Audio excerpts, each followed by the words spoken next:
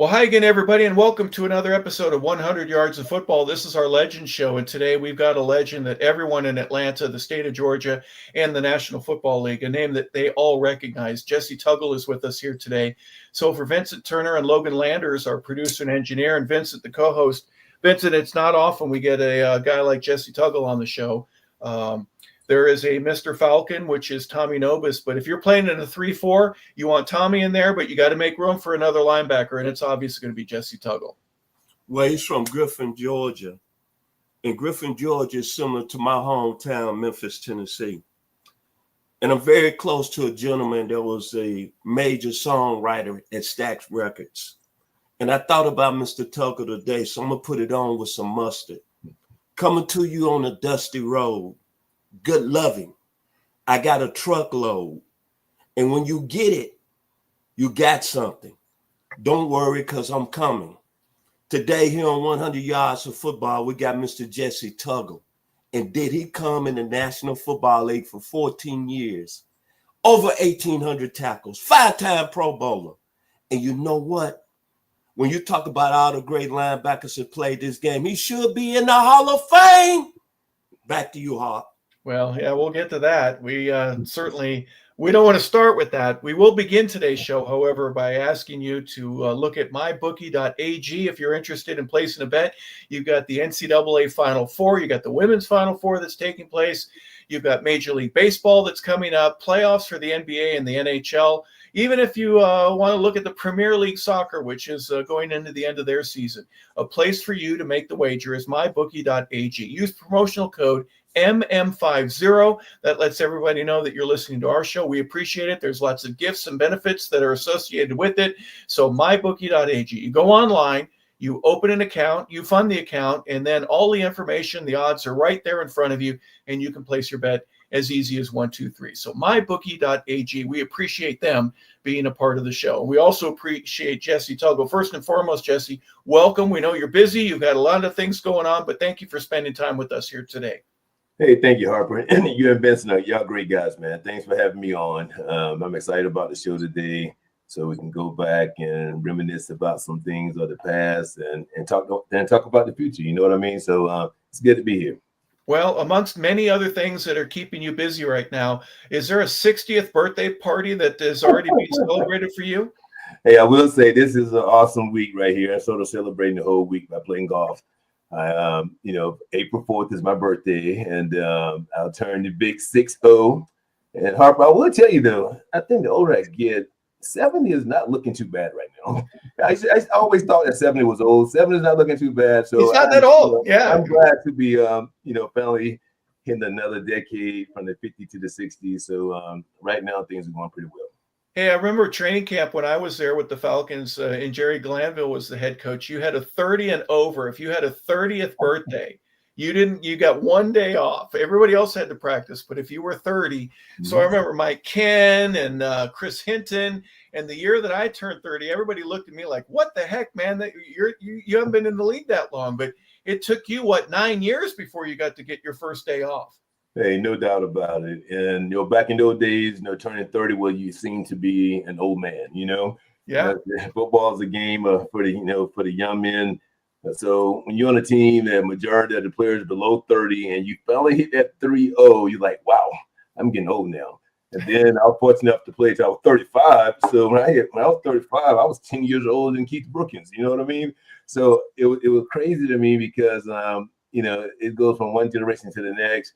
And it's funny also, after all these years, we look back and say, you know what? How in the world did we thought that 30 or 35 was even considered old? It's really young. And I'll exchange right now. If I can go back, I would. But right now, all is well. Yeah. There's, Brady, obviously, George Blanda. We played with Morton Anderson. Morton was approaching 40. He played 25 stinking years in the league. I mean, yeah, it is, right? And then you got to play, obviously, you're side by side with Clay Matthews, 19 years for him. Obviously, there's some really amazing stories that we'll get into in a little bit. But first and foremost, when did football really become a sport that you thought, you know what, even if it's at the early age, Pop Warner, I can take this to the next level. I love it, and I'm actually pretty good at it. For me, it started I was a little bit later. I had just turned 16 years old. so I didn't play in the Part 1 league. And I remember trying out for the team, and actually I got cut on my first tryout. We was back in the day in Griffin, Georgia. We had a large number of guys would come out. So the first time I got cut, I was in the 9th grade. Then I was determined to make the team the next year.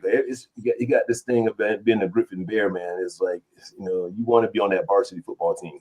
So I made it in the 10th grade, and they put me on the B team. I was like, wow, I didn't even make varsity, right?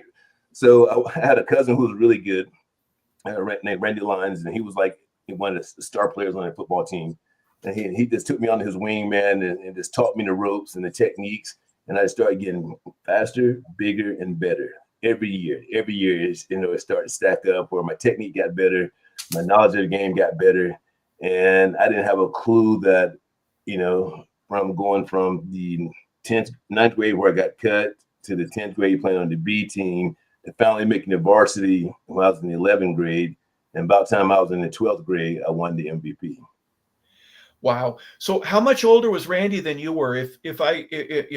Was he also a sophomore when you? No. Well, my cousin Randy he was a top player. He was a senior when I was a sophomore. So he had to be 3 years older than me. Okay. Wow. What a great honor to have somebody, especially a family member, to say, I'm going to look after you and I'm going to kind of let you know what you need to do. It's so hard because a lot of guys have played years of 8th grade or Pee Wee or Pop Warner football. You came in without all that knowledge and expertise. What was one of the big things that you said, man, I got to be quiet, I got to learn, and I got to I got to watch other people do it, but I got to do it better. All of that is going through your mind, I imagine, as a sophomore, right? Right. And that's why when I had the opportunity to coach younger kids, sometimes the best player, you sit back and you watch, and the guys who matured early, at that point, when he's 14, 15 years old, he might be the best player at that age level. But the kid who you don't give up on is the kid who put in the hard work and the fight and determination, and you watch his game progress. And that's how my game was. I progressed from 8th grade, 9th grade, 10th grade, and just kept getting better and better. So by the time I got to high school, particularly my junior year when I was a starter, I thought I was like extremely a lot better than what I was until the next year when I watched the film. I was like, well, I got a lot of improvement I got to make. And then I started critiquing myself to the point where I want to get better. And then by the time I became a senior, it just fell in place for me, man. And you got to have the love for the game. No substitute for hard work. You go out there and you put in the effort, you put in the time, and then all of a sudden your natural talent come out. And it's hard as a youth to find out what's that natural talent is. You just got to go out there and just play hard as you possibly can. And then one day somebody will walk up to you and say, you know what? I've been watching you a long time. Now, you know what? You're pretty good. And that's what happened to me because I had no idea that my skill and my level was above my peers. Well, basketball, track, baseball, what are some other things that kept you busy when you were younger? Baseball. I thought for sure I'd be a Major League Baseball player. That was my first love.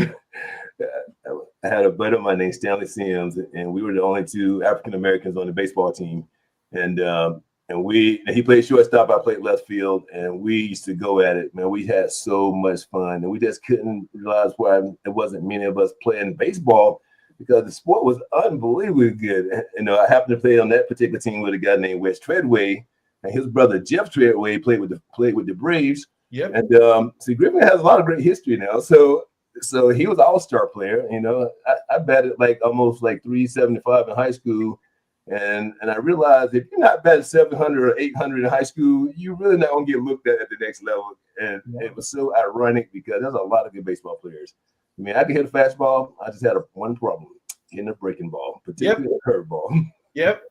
I was going to say the curveball. Now, did you play any wiffle ball? That used to help a little bit, but not very much. What was Yeah.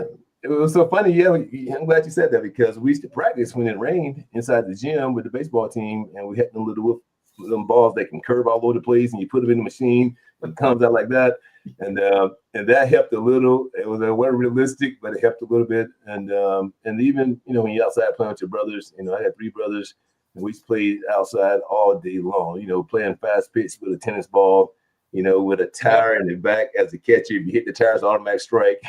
And if you hit the ball over the house, it's a home run. So in all those little games where used to embed and play when you didn't have video games. So, we had a lot of time to kill. So our goal was to play baseball, basketball, kickball, volleyball, anything the neighbor was playing, we were playing. We just wanted to stay active.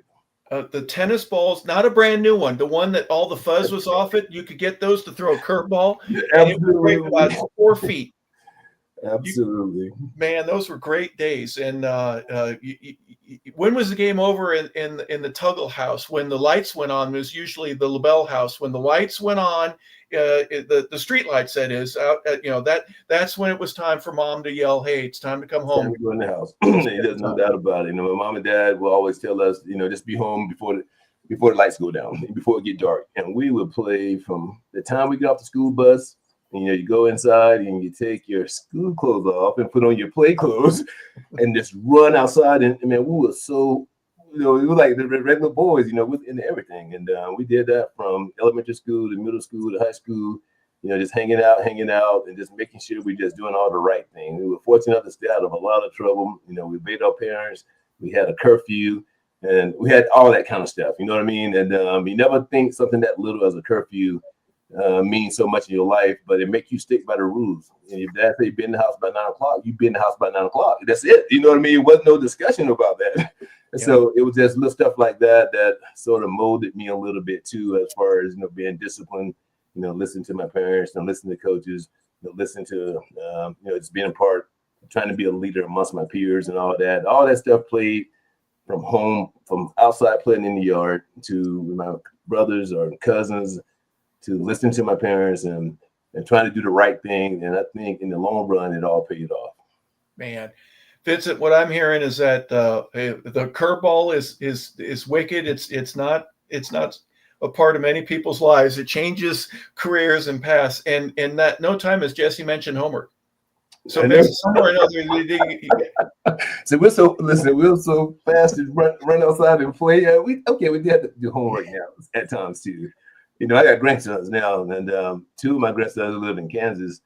I watch them play, and they get the opportunity to. We see them a lot on FaceTime and stuff like that. And as soon as they're done with the homework, the first thing they want to do is go outside and play in the basement and run and hit and shoot ball. And they're just reminding me as a kid, you just play, man. Just have fun playing, doing what you want to do. And that's how you get coordinated too. You get coordinated from trying not. Sometimes people like specialize in certain sports, but when you're youth, just have fun, and then eventually you can choose one sport or another. But I'm just glad kids just not sitting in the house on their phones or playing video games the entire day, which is nothing wrong with video games, by the way, because I still play them too. But when you're young, you want to be happy, you want to be active, man. You want to throw a curveball, you want to go outside and play catch, and you want to shoot hoops. You just want to do all the little stuff. We couldn't do any live tackling, but you still threw a football. You know what I mean? So it was a lot of fun growing up, and we don't get that time back. And I'm just thankful that kids these days are still doing what they have to do, then specialize in a particular sport as they get older. Well, you mentioned something really interesting there, Jessie, in that the guys would have a move, they'd have a spin move, or they do whatever. The trickle down from watching a guy in the pros on TV or in college, and then your high school, and then you even before high school, studying what other people did and then doing it yourself. Who are some of the guys that you used to look up to and say, man, I want to play baseball like this guy, or I want to shoot like this guy on the basketball, or a football mentor to you from a envisionary, gosh, that's one day I would love to be able to do that. When you were a kid, who were some of the guys that you looked up to? It's funny because, growing up right here in Georgia, in Griffin, Georgia, 40 miles south of Atlanta, I had an opportunity to watch the Braves when the Braves won as one of the, as good as they are now, or has been over the last decade. And same thing with the Falcons, watching those guys play. And we used to watch it in our living room where everybody sit on the bed or sit on the floor and the games come on and your dad tell you stop there laughing and trying to watch the baseball game. You know what I mean? So it was so many, like Dale Murphy. I just remember him so much, hitting so many home runs with the Braves. And fortunately as a kid, we got to go to 1 or 2 games. And I thought it was so big just being in the city of Atlanta. I never went to a Falcon game when I was a youth. And but there was always guys you remember. Steve Bukowski, man, I can remember some of the guys like Buddy Curry, even when I was in high school. Then I used to watch him as a professional linebacker. Then when I did make the Falcons team, I couldn't believe my locker was right beside Buddy Curry. I just could not believe it. You know what I mean? So, and then I got to meet a guy named Joel Williams, who was an outside linebacker. It was later in my career after I got to the Falcons, who really was my mentor. I looked up to, and he taught me how to be a pro, actually. But in my hometown of Griffin itself, my wife, Uncle Rayfield Wright, he recently passed a few years ago. He grew up right in Griffin, Georgia. My mother was raised by her grandmother, which is his mother. And I used to go there all the time. So when I first met him, I was 16 years old. And he walked in at 6'8", 275 pounds with Dallas Cowboy boots on. And I had no earthly idea that one day I would play in the NFL. But he encouraged me just by speaking to me and said, look, you got a dream, you can play. And he talking to a guy at that time was 180 pounds and 5'11". You know what I mean? So that being said, he inspired me. He inspired me to go after my dreams and told me that I could do it, and later on, dating his niece and I wound up marrying her. And it was just ironic because Rayfield, brother, who's my wife's dad, we still close to this day. He's 83 years old now. And but he's 6'11", though. He's a giant. He's a 6'11", and all the cousins are tall. So I always felt like I was a short guy when we had family reunions come over. But they all supported me, man. And we had some great guys like Willie Galt could come through Griffin, Freddie Gilbert. Man, it's just been so many great guys come. Guys like Randy Baldwin that I played with. You got Darryl Talley that I played with and against. It is so many guys come out of that little city that I always brag about. With every high school in the state of Georgia, Griffin have produced more NFL athletes than any high school in this entire state, and that's a big accomplishment from a small town or population of about 40,000. So I think that's pretty cool, man. And so anytime when I represent the Griffin Bears, I talk about them. I try to speak volume, man, because I'm proud of where I'm from and had the opportunity to be a Griffin Bear. And the team haven't been good over the last 5 or 10 years, but there's so much tradition that came out of that school. Yeah, that's the really cool thing about it too. I mean, everyone talks about Valdosta in the state of Georgia of having the city of champions and all that kind of stuff. You had a higher expectation once you get on that field as a sophomore. Was there somebody that needed to say that to you, or did you already know that in your own mind's eye? I knew it in my own mind because I knew how much work it took to be a Griffin Bear, and I knew the people who played before me, that who I was trying to meet their expectation and to top them and push our program. So I was like expectation. There was no one that can push you harder than say my linebacker coach, Urban Ross, who was the principal at the high school, vice principal at the high school, and he also the track head coach, and he's a guy that I look up to this day. I call him a living legend down in Griffin. He's he coached me and showed me the proper techniques, how to use my hands, how to use my hips, and explained to me where power actually comes from with the power angles. It was just so much little stuff like that you don't think that you can grasp when you're so young, but you start listening and hearing it, and it was true technique stuff. And that technique took me a long way. And when I got to college, no one technique touched mine. When I got to the Falcons, there was no outside linebacker or linebacker technique that touched mine because I grew up learning how to do certain things. Then I just did them naturally because my technique was real strong on it. So, and then I hear a coach, in Griffin, I always used to stress technique. He goes, "Don't tell you guys something. Technique will a lot of time beat talent. So just remember that. I can't give you talent, but I can teach you technique." Yeah. And that stood out of my mind. You know what I mean? And not true in all circumstances, but it speaks volume what it really can do. Jessie, I've said this on numerous occasions. Not that anybody wants to ask, but I know there's some coaches that yell a lot. They don't teach a lot. They just yell at you. They try to motivate you. I would say it this way. If I knew a coach loved me, and I knew he cared about me, I knew he wanted me to succeed, I didn't give him the right to yell at me, but I would always allow for that in my mind because I know you're trying to get me better, and that's how you're trying to motivate me. There's a liberty that I allow for that. If I knew that you didn't care for me, I don't want to get yelled at, especially by somebody who's not going to teach me anything. Absolutely. It sounds to me like the time that your coach has invested in you was a difference maker, in that I'm learning to do stuff that nobody else has. And you just mentioned it. You said, I go into camp with the Falcons. As soon as I see these other guys out there, I'm gonna win the job, because I knew that they cared about me back in high school in a way that made me better, to where I can prove that to the rest of my life. I've got what somebody else doesn't have. Right. And that means a lot. And because I was fortunate enough to have a lot of coaches who, like you just said, that taught me.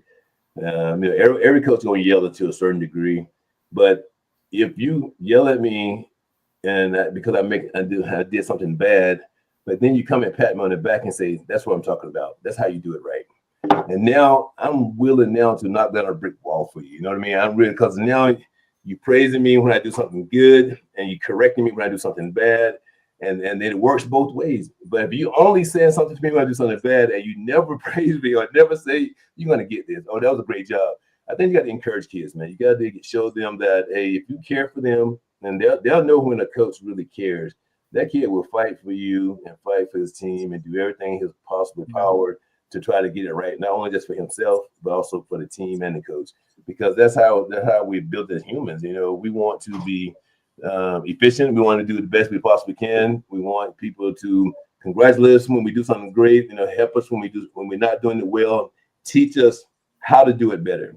Teach us how to do it better, and then we're going to try our best to do it better. So the only thing you can ask for any athlete or any person, just do the best that you can do. Be the best you can be. And some coaches don't get their players who have great talent to be the best that they can be. You know, you let them live on their talent for so long and never correct them. And then they're going to meet somebody who just as talented, but has better technique than you. And the person who does have talent and better technique, no, that's the kid who's going to be the star right there. Yeah. So it catches up in the long run. Yeah. And it makes, some coaches, they just lose it anyways. And there's so much on the line. Obviously, playing for a state championship, right? You got to experience something like that while you were in high school. Was it your junior year that you guys go and you play? Well, actually, my senior year, we got to change the format now. So I actually didn't play in a state championship. So we got to the game right before we should be the area championship. And we played a team by the name of Peachtree High School. We don't have a football team now for some reason, but they beat us right before we supposed to play Valdosta in the state championship. But the 1980 team, Griffin team, did play Valdosta for a state championship. Okay. Well, there's so much on the line that the coaches are going, man, you can't make one little mistake or it's going to, now we're done. Right? It's so close, and the competitive, not only from Griffin, but I mentioned, the Valdosta area, and we'll talk about that in just a second. But just the state of Georgia and Peach County, for example, or you go up to all the way to Gainesville. In the city of Atlanta, so many teams. Just Gwinnett County, there's 17 now 6A schools, 18 that are all super competitive. East Cobb, you name it, wherever you go, it's so competitive. You have to have your technique, because you're going to be going against somebody who's just as good, if not better, but you can beat them. You just have to know how. So there's a lot of pressure that the coaches are under. I certainly understand that. And by the time you're in high school, your sophomore, junior, and now your senior year, you're starting to get it's starting to fit, right? Everything is, it's making sense in a different way. When did you have the first impression that, you know what, I might be able to get to play on Saturdays? I guess it was probably mid-season, my senior year. You know, we went, I think it was like 9-2 that season. You know, I had some great games, and you know, it's normal for like teams to have like you play on defense and you play on offense. So we had so many guys on our team in high school. No one played both ways. And then my senior year, I was the only one that played both ways. They used to call me, my first nickname ever was Two-Way Tuggle. Okay, so I played guard, I played offensive guard, and I played linebacker. And I was 5'11", 180, but I was strong. I was strong, and I could run, and I can dig in, and I could hit people. You know what I mean? So yeah. So I think playing guard for that 1 year, it helped me to, to drop my hips and explode into people. And that's how I became the MVP of the team, though, because I was the best offensive lineman. I was the best defensive lineman. They named me MVP. So that's the year. So I thought that was pretty cool. And then by doing both, it helped me, to mature a little bit. And so I knew when teams would come and look at, our films, all the D1s, every coach who recruited other guys on our team who were D1 athletes would always ask for my film, though. Everyone will look at me. Then I'll go, and then coach would ask me to come in. I come in the meeting, I say, he's too little. Okay, then so I got recruited by all the Division II schools. So that's when I knew I could play on Saturdays. And I said, man, I don't care where I play. I just want to play. And I actually told my mom and dad I just want to be the first person from my immediate family to graduate college. I said I had no idea that I ever played in the NFL. Well, there's 20 questions I have for that. Playing guard, how did that make you a better linebacker? And how did playing on defense help you be a better offensive guy? Because the guards mostly is the one who blocked the linebackers. So playing guard, to me, I knew that I had to get low to block the D lineman. The D lineman, because they were heavier, stronger. So it helped me use my power in my hips and explosion to come out of my stance real heavy and real hard, standing low. And then on defense, because I'm always playing guard now, I got the guard gonna block me most of the time. So that reminded me to keep my shoulder pads low, use my hands, and use my leverage. So basically, you always want bigger, taller guys to play sports, but the low man always wins. So that's I always say, you know what? I'm a short guy, so I'm gonna take advantage of it. So I always would drop my shoulders, man, come out of my hips, that's extremely hard, and that created so much force and so much power. And it's funny, almost like you watch a boxer, and after the first 2 rounds, you see one of the guys who can throw a 6-inch punch that can knock somebody out, and the other guy's throwing a rounder punch, which he hitting the guy, but it's not hurting him. I was always the guy who throwing that 6-inch punch, who knew exactly how to get the most out of every little fabric in my body, because at 180 pounds, you got to block guys 240, 250 pounds of D tackles at guard. I had to dig deep, and it helped me a ton. And I think the thing that helped me most, as I think about it, I think it helped me to not be afraid of anybody size-wise. You know what I mean? Because I went against so many tall guys, short guys, strong guys, that I had zero fear. If a guy was in front of me at 6'6", 6'8", 300, 350, I had zero fear. It didn't bother me at all, because I was already in the trenches with big guys all the time. And, we had a lot of big guys I practiced against in high school. So I guess all that stuff helped. I can't imagine that your first time lining up at guard in game 1, your senior year, and your first snap, you're going against a guy that at the 240, let's say, and you're thinking, holy cow, this guy's big, and he's fresh, and he's angry, but the leverage. You use your height to your advantage. You don't have to bend down lower than what is comfortable in order to express that power. And because your strength, Jesse, I can only imagine that you almost probably look forward to going against bigger guys, because it was a thrill for you. I'll show you. Yeah, you're 6'3", I'm not, but who's on the ground, Buster? Yeah, and I'm going up to the next level, and I'm I'm blowing holes open for my guy. That had to be a buzz for you. Had to be. It really was. I was truly blessed with great strength. Like, even when I was younger, I was I guess when I was about 180 pounds, I still could bench press over 300. You know what I mean? And then when I went to high school, when I went to college, I was like, my goal is to do. I came in doing about 380. I said my goal is to do 480 before I leave. I want to increase my bench press 100 pounds. And before I left Valdosta State, I did 495 pounds. And then when I got with the Falcons, I started getting bigger and stronger. But it took me, I was over 25 before I did over 500. Then I was almost at 30, 28, 29 before I did 535. You know what I mean? So I kept getting stronger and stronger and stronger as I got older. You know what I mean? Which was real cool. And then all of a sudden, they changed the way we trained, and it wasn't about how heavy to lift. It was more about the reps and conditioning. Because guys were getting injured lifting heavy weights, and we just stopped lifting heavy. So the thing that most I ever bench was 335, maybe 535, and that was the most I ever did, which was pretty cool then. Now only probably can do like 235 now, but you know what I mean. but overall, man, it was a blessing to me to be strong and powerful in the trenches. When I was younger, and everyone underestimated my strength. They didn't understand where it was coming from. Because I became a good hitter because I was mostly stronger than a lot of guys, and I knew how to explode out of my hips a lot. And that helped me a ton. It helped me my whole career. It got to the point where I could do it so naturally that I didn't know I was doing it. And that's what coaches do, is tell me all the time. And I had no idea what they're talking about. Like I can remember Jerry Glanville told me one time, like, hey, man, I believe you can play football inside of a telephone booth. I was like, what did that mean? I have no idea. But he was saying, you got some natural ability and some natural talent that I don't see, you rarely see when it comes to, attacking people. But I've had several head coaches in my past that really would bring me to the side and say stuff to me that I had no idea. Like I remember Mike Cabin, who coached at the University of Georgia for a lot of years, and his biggest thing was he recruited Herschel Walker out of Wrightsville, Georgia, and he comes down as our head coach my senior year. The first meeting I ever had with him, he takes me in his office and say, Jesse, before I took the job, I watched all the game tapes.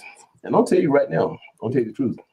I haven't seen a linebacker like you. Even at the University of Georgia for the last 4 years, I've never seen a linebacker like you. And so I'm like, I don't know how to take that. You know what I mean? Like, he just tells me that, just to tell me that. And then we had Russell. You remember the head coach at the university, Georgia Southern University? Russell? Russell. Yeah, Russell's son, Rusty Russell, was my linebacker coach my senior year. He came in with Mike Cabin. And he pulled me to the side and said, hey, listen, I heard what Mike told you, but he's telling you the truth, man. I've been around football a long time. Hey, if you want to play on Sundays, you're going to have a good chance. You might not get drafted, but you're going to surprise a lot of people. And that's exactly what the conversation he had with me. And I thought that was so cool, man, because at that time, I guess I was about 20, 21, 22 maybe. And I had no idea I was going to play. You just take the words, what they tell you, and say, okay, let's see what happens. And all I wanted was opportunity. And that's all. When I got the opportunity, I just wanted to run with it. Well, you go from Vincent, tell you what, before we leave high school, because I got a few things that I want to do. Vincent, you haven't asked a single question yet. Come on, man.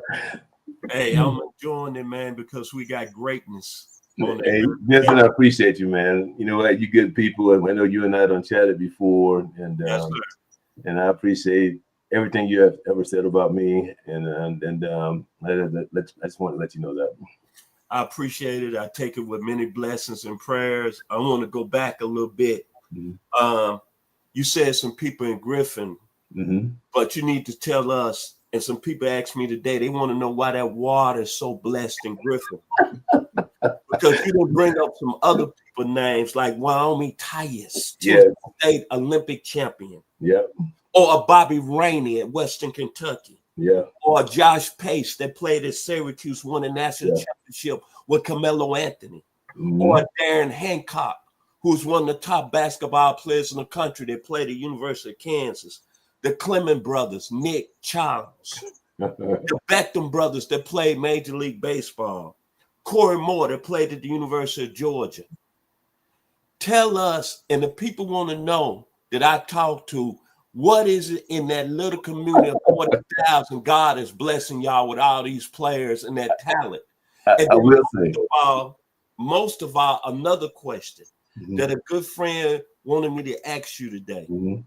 What happened to some of the ones that didn't make it out? Right. This guy was telling me about Broderick Bo Allen that went to Clemson, who could have been one of the greatest football players that came out of Griffin. Mm-hmm. And my final thing before you comment on that, and I got a lot of other questions, I got a nickname for you, man, because I looked up the definition of overlooked. Okay. Failed to notice. Mm-hmm. How did they not notice? Yeah, you're right. I agree. Then determination. Yeah. You only had two Division II offers. Yep. Go back to what I said about Griffin. And Man, I tell you what, Vincent, and then talk made, about the you Bronx. made me reminisce. All right, you made me reminisce a lot when you said about all the names you just said, because there's a lot of talented people in all sports that came out at Little Town Griffin. Wyman Tice is my mom's first cousin. In the 60s, I was born in 65. So, I didn't get to see her in the Olympics and all that, but I knew everything about her. My mom had told me stories and said, listen, when we was little girls, we used to go out and run. She said, I can run. He said, but my cousin, she would beat every boy she ran against every time on dirt roads. Listen to see that on dirt road. And my mom got to mention now. She told me those stories, man, and I was like, wow, it's Wyman Tice. Okay, so then, you got the other guys, man. There's so many names you brought about, Hancock, man. It's just so many guys that in all these different categories that I know them or I know their parents very well. And even just this past season, we got a guy, D. Alford from Griffin, Georgia, that played for the Falcons this past year. So it's still continuing, even after the years. It was just so many guys that I hate to try to remember them all that because I can't seem to remember them all. That Wyman Tice right there, she got a park named after her right there in Griffin, and I know exactly where that park is. I've been there many times, and so it's just so cool to be a part of a family or a set of people from such a small town that contributed so much, in sports. It just blew me away thinking about so many talented guys, and these are all the ones that you mentioned that we know. There were plenty of other guys who played at universities who probably never got opportunity to be a pro, but they had so much talent, and they just, because I don't think I was nowhere near the most talented person come out of Griffin. That was nowhere near. Those guys, even on the same team that I was on, that had more talent than me. Guys, Perry Wilson and who played running back for us. He was a superstar as far as my eyes. And there was so many other guys that, was, like Reggie McCord, who played wide receiver at 6'3" back in those days, that can catch any and everything. Those type of guys who didn't make it to the NFL. These are so much talent there. We had a guy named Ronnie Dennis. Ronnie Dennis probably ran a 4.2 in the 40 before people knew who people were running the 4.2 in the 40. Stupid speed. You didn't mention any of the guys in track. We have this, I think, Griffin High State Championship track team, coached by Coach Ross, who was my linebacker coach, probably won more championships and produced more star players on that track team than you can imagine. The 4x1 relay team that was so fast and broke so many school records. It just goes on and on. And so it's not fair for me to try to remember, because I know I'm going to forget so many guys that played there and who contributed, to the great history. But it is a history there. It is a history there. There was a young man named last name Beck, who first one who decided to do like a little Hall of Fame in Griffin. There's a little building down there and called the Griffin Hall of Fame. I guess it's still there. And you just can go in this little place and you're like, wow, all that talent comes from this little town. It just, just little stuff like that make you feel proud, and ain't nothing perfect, no city perfect. We was poor growing up. We fought for everything. My mom and dad worked hard as they possibly could for me and my sisters and brothers. And, but at the same time, you still feel that when someone asks me where I'm from, I don't say I'm from Johns Creek. I don't say I'm from Alpharetta. I don't say I'm from Valdosta. I'm from Griffin, Georgia. That's my hometown. And I brag that Valdosta is my second hometown. You know what I mean? And but that's how it was. It was even my kids, my Justin and Jessica, when they was born, we lived here in Alpharetta, but I wanted them to be born in Griffin, and they was born in Griffin, Georgia. That just little stuff like that means a lot to people, and it means a lot to me. So that's the story about the little small town with the great water. But overall, I'm just proud of that little place, man. And even now, Harper, that you mentioned, like a lot of schools here in the state of Georgia that won state championships, and particularly in Gwinnett County and all over the state. So when I brag about Griffin, it's my hometown, but I'm proud of all the Georgia schools because there's so much talent that came out of these schools, man, in the state of Georgia. You know, when they talk about Texas and they talk about California, oh, you're gonna talk about Georgia too, because Georgia done produced a lot of great athletes, and that's the cooler part about being in this state, man. There's room for everybody, you know, even guys. I got so many friends who went to the University of Georgia, who went to Georgia Tech, and I played at Valdosta State. But I don't devalue myself because I played at Valdosta State. You know, I'm just proud of what I accomplished there, you know, and everybody had their spot and place to be at a certain time in that era. And Valdosta State was like, it was like meant for me to be there. And now I got such a rich history just from playing at that little tiny school. Well, you said something there, Jesse, a few moments ago that really captured my attention. You were talking about some of your teammates and your friends, and you were over at their house. Mm-hmm. And then they came over to your house. It sounds like there was a welcome community where everybody, and I'm sure there were legends that were involved with that, or guys that played when they were younger. And there's an encouragement to, you kids go outside and go play, go have a great time. But we do it differently here. We love each other. We take care of each other. We're a family, if you will, from an athletic standpoint. And we all want to be successful. We want to be in the Olympics. We want to be in the NFL. We want to be everywhere in between. And we're just a great environment to grow up in and to learn how to win and lose successfully. Yep. And you try to leave a legacy, like even, you know, just like little stuff. You know, I can like say Charlie Clemens. Charlie is younger than me, but Charlie and I are related. You know, our families, my mom, his mom, they're first cousins. So it was a lot of them Clemens boys. You got Nick. What's the other Clemens? I can't think of so many. Okay, well, anyways, all these guys are big now. I tell you, the Clemens boys are big boys, and they all had great college careers, and two of them had great pro careers. But I do remember one thing about Charlie that stood out for me, that, you know, he was a guy who then went to JUCO, then he went to Georgia, but then he went to Canada, then came back and he became a star, you know, with the Rams. And the year we played them in Atlanta, him and I took a picture together, and I can remember right there with the Georgia Dome, and that was a year that we went to the Super Bowl. That very next year, if I can recall, that the Rams were 3-13, and that's when they had the greatest team on turf the year after that, or something like that.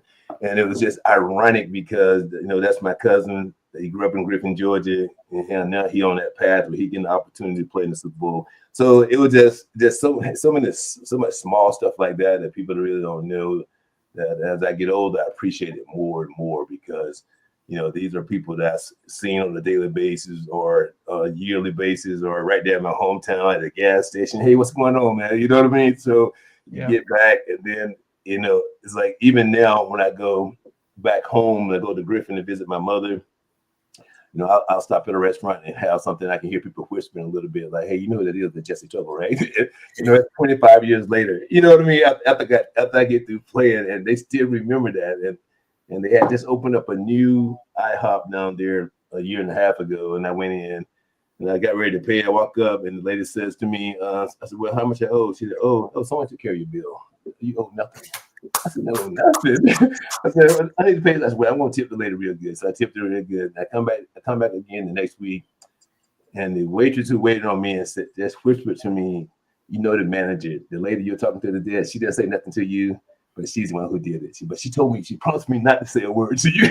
So I just went, where else can you get treatment like that? You know, just make you feel proud from that, you know, for that moment. So I stood up and we took a picture together and we just hung out. And that little gesture like that goes a long way, man. And that's why that little town. So I'm so proud of that little town. No kidding. Yeah. You know, when the new IHOP opens up and everybody wants to pick it up. Oh, that is so funny. You know, you're in a small town, aren't you? When everybody celebrates the IHOP, but you know, they recognize their talent. The people that helped pave the way, and you know, part of your legacy, Jesse, is you get to do that for others. You know, make somebody happy, yeah, but also, hey, whatever it takes, man. I'm going to help some kids out, and and do something great for him. Vincent, I know you had another couple questions. Okay, let's move on to your time at Valdosta. I'm not trying to get ahead, but this is what I want to ask you. And I want people 100 yards football listen to what I got to say. This gentleman right here, 340 career tackles, 3-time all Gulf South. And I'm trying to say, I'm going to go back to the definition again. Overlook, fail to notice. Now, I want you to listen to these names that I'm finna point out here to our audience. Mike Junkin, Duke University. Shane Conklin, Penn State. Alex Gordon, Cincinnati. Rick Graff, Wisconsin. Winston Mouse, Miami. Thomas Howard, Texas A&M. David Bratton, Memphis State, the 901. All these guys that got drafted in the first 2 rounds in the 87 draft. Wow. Yeah. And these guys right now, when you mention their name and their careers in the National Football League, or even in college, even though Shane Conlon won a national championship, crickets. Right. Now let's reverse. You say Jessie Tuggle's name. Greatest Falcon ever. All-American at Valdosta State. In my mind, in my heart, in my fan base here at 100 Yards Football, when you do get your gold jacket, an unanimous Hall of Famer. 5-time Pro Bowler. Then when you look at it, you look at all these great linebackers that played this game, who I saw in college. Mike Singletary, Jack Lambert, Ray Lewis, Bill George, Junior Seau, Willie Lanier, Dick Butkus, Sam Mills, Harry Carson, Leroy Jordan, Ray Niskey, even Brian Urlacher, all inside linebackers. But I took a poll this week before I came on today, and I asked 10 of my good friends from the 901 in Memphis, Tennessee. And you know all of them said, we better back up and put respect on Jessie Tuggle's name out of Griffin, Georgia. Back to you, Harp. Well, it's quite a couple of names that are being compared to. That's when we get into Falcon stuff, because I know Chuck Smith said it, and I know others have said if Jessie leaves and goes and plays for somebody else, he's in the Hall of Fame, but he spent his whole career in Atlanta. Before we get there, though, talk about the recruiting process and what it was like for you specifically.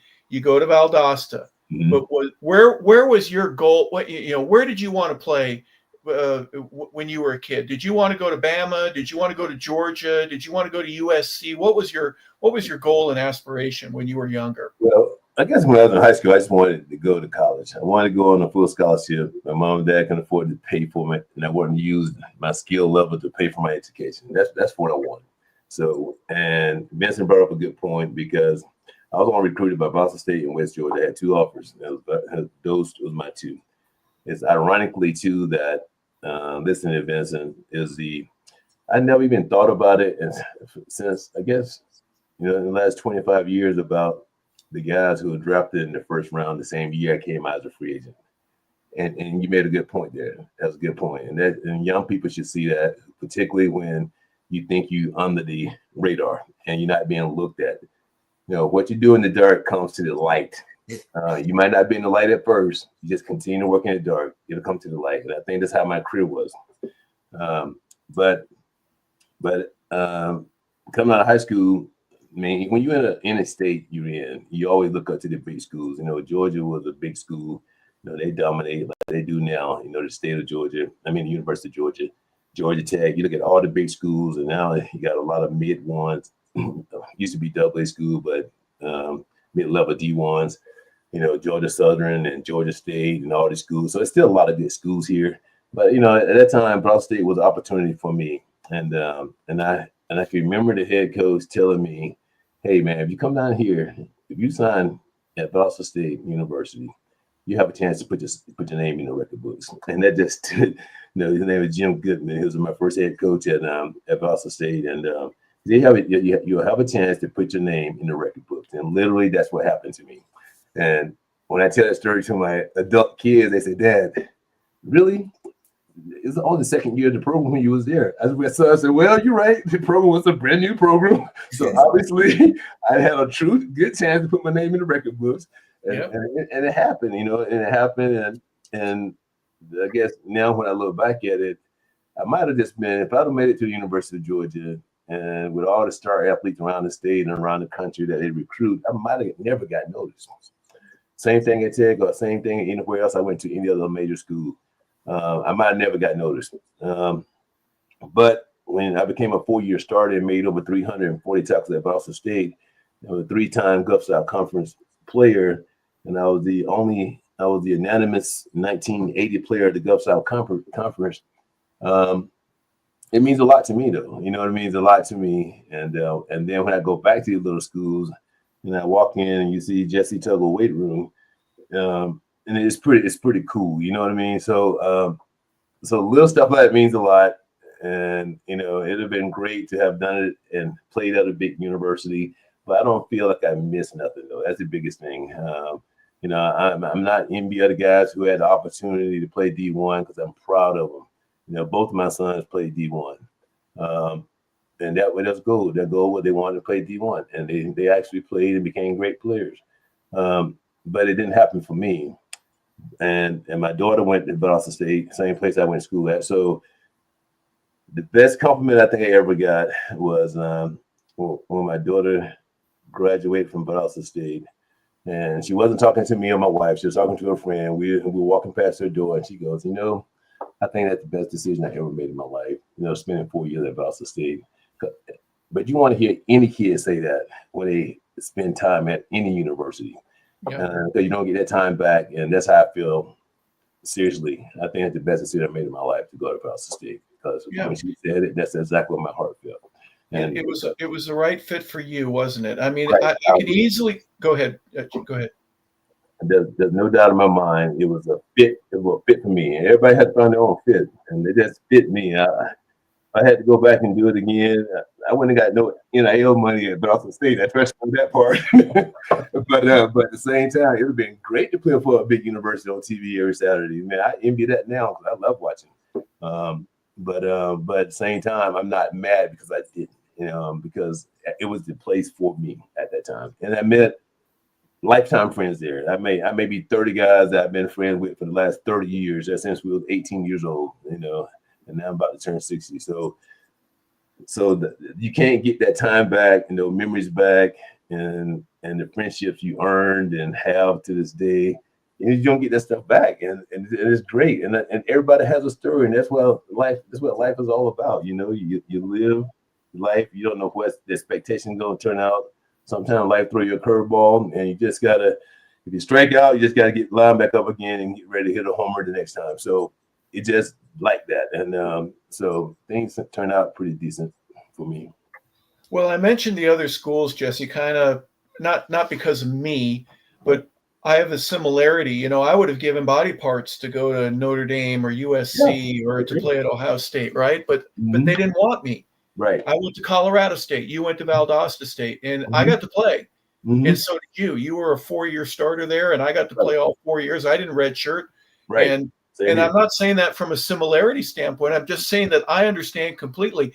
I could have whined in my or cried in my milk and say nobody wanted me, or I could say I'm going to make the best of this situation. Absolutely. And I think you did the very same thing. You took look. I've got a base. I went up against 240 or 260 or 300-pound guys. I'm not afraid of these knuckleheads that I'm going against here. They're bigger, they're older, but I'm ready for them. And I'm going to take advantage of Valdosta State rather than it take advantage of me. Talk a little bit about just your experience there. You're growing in the fact that you're learning football in a different manner. You're playing in front of more people, possibly, but the games are bigger. And you're getting experience, and you're on the field where a lot of other guys have to wait 2, 3, 4 years before they get on the field. I agree. I think there's no substitute for hard work. There's no substitute for playtime.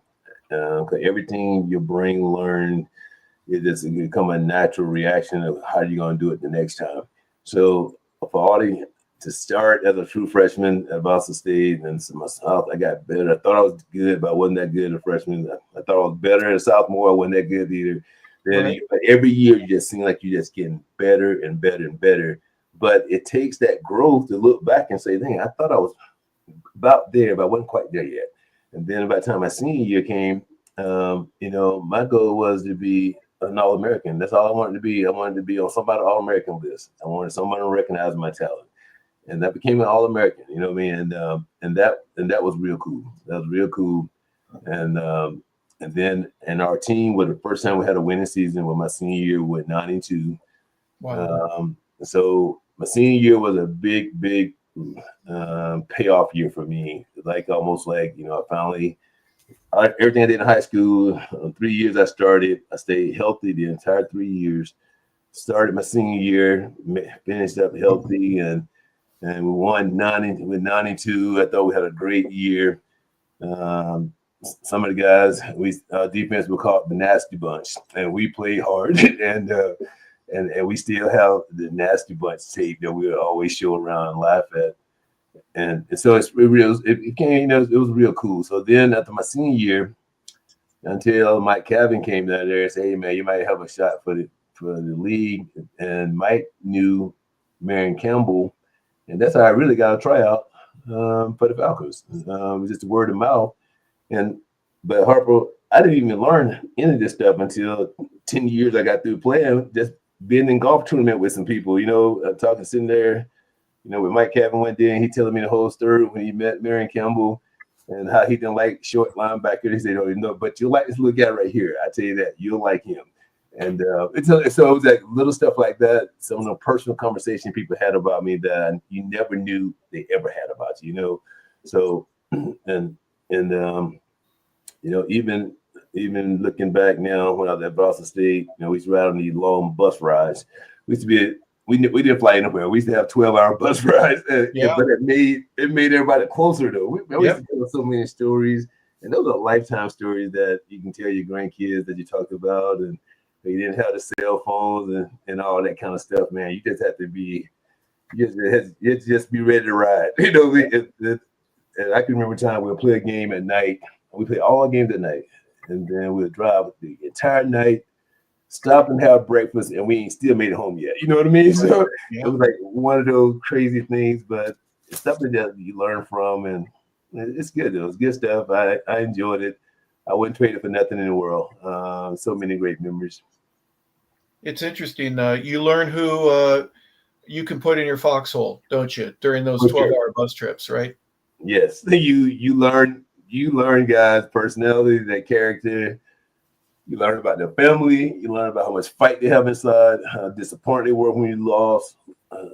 They can't wait the next week, or they just glad to get home. And the ones who can't wait till the next week, those are the ones you want to be around, because nothing make you feel better until you get another win. And so that's when it all turned out for the good. Just been around a lot of good guys. When did you start learning what everybody else was going to do?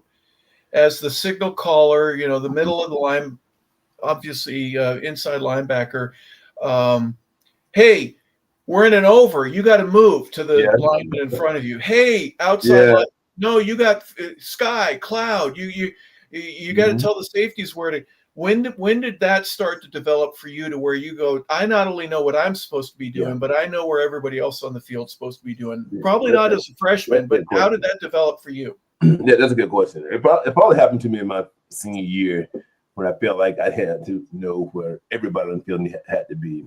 And that comes from play experience, and you become, because I wasn't that vocal when I was younger, I was sort of shy and quiet. So I wanted to lead by example. And that's why I worked hard, hit hard, ran hard. But then you get to a point where when you say something and you show people at the same time, they start listening to every word you say, and they're not BSing around. They're looking at you right in your mouth. You can tell it means something to them if you're about to say it. You know what I mean? So I was that kind of guy in my senior year. There's a wait a minute. If Tuggle's telling you something, it must be important. So I learned the positions probably my senior year, exactly how, from the outside backer to the inside backer to the D tackle, safeties, corner, everybody runs support. And that helped me when I got to the NFL because the Falcons actually signed me as an outside linebacker. But I haven't played outside linebacker since I was in high school. You know what I mean? But I knew all the techniques because that was my. I played it 2 years in high school and I played it 2 years at Ball State before I became an inside linebacker. But I think by playing all three of me off both spots, I knew how to play all the linebacker spots. So I knew everything about the drops. I knew how to tackle people, how to keep leverage. You know, I knew all the assignments. So the more you know about the game, you know, the average fan just thinks it's just run, hit, and tackle. It's so much strategy. It's so many different angles. It's so much anticipation. It's so much study because you're trying to eliminate stuff by positions and by formations. I mean, and so all that little stuff helped me when I got to the NFL, and that's when I met Joel Williams, and he really taught me from that point about the different sets, personnel, and what you can just take out the picture. So you worrying about too much. So let's focus on when you see that personnel right there. Focus on this, and it helped me narrow down certain things. And I was really good at anticipating. So talking to a young group of linebackers, and you just talking about stuff, and they're like, if I tell them you're playing cautious a lot, it seems like they don't get it. You know what I mean? And they say, what do you mean? I said, well, you're playing like you're not trying to make a mistake, so you're playing too cautious. When I see a lot of college guys doing this now, and then all of a sudden, as a reality, I don't want you to guess because anticipating and guessing is totally different. Anticipation is like you don't already eliminated about 5 plays they can run in your mind already. They can't run from that formation. So now if you see a certain action, you can anticipate and beat the offensive player to the punch. And it throws them off a little bit. So don't you just get to react first, get to see it? I said, yeah, you see it. You see the lineman, you see the guard, you see the center. But what I'm learning now, they're not even teaching the guys to see the linemen or the guards or the center. They're teaching them to see the running back, you know what I mean?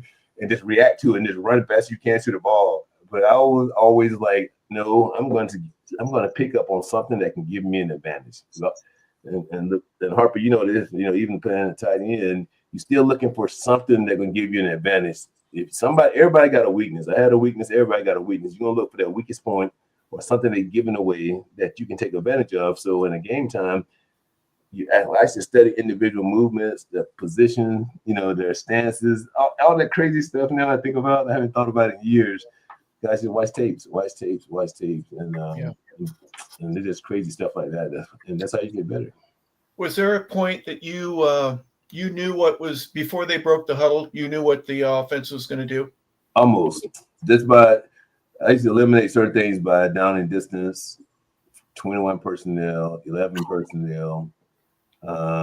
Just okay, this is what they're going to do right here. You know, it was back in the day when a lot of teams ran 21 personnel a lot with 2 backs and a tight end, and then so you can eliminate stuff and the counter OTs and you know our buddy Bob Whitfield.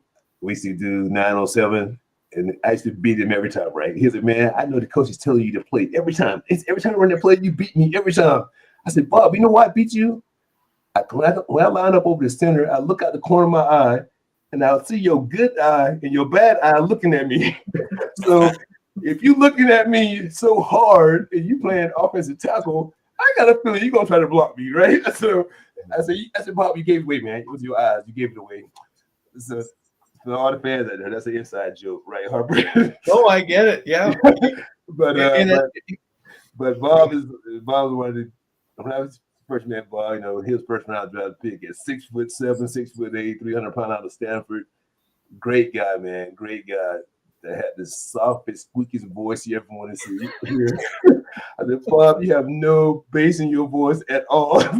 But I met so many great guys with a football relationship from high school, college, and pros, and now even years and years out there. Even talking to you guys, I probably haven't thought about some of the stuff so long, but you know, it's good to bring it back up.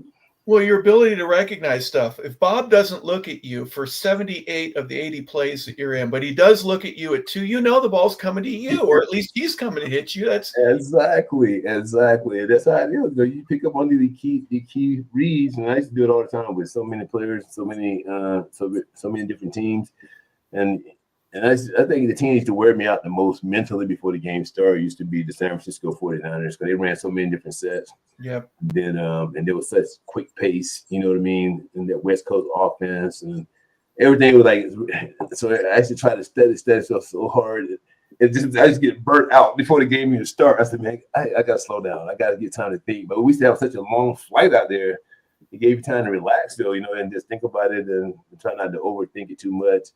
And not including they might have had 4 or 5 Hall of Famer players on that same offense too. So yeah, they was a tough cookie to knock off back in the 80s.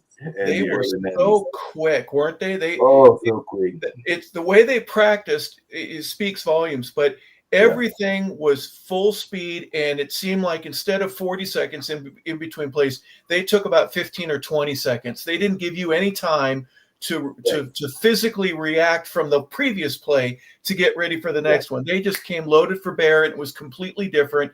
Totally different. Gosh, they were good. They were so good. I think they were way ahead of their time.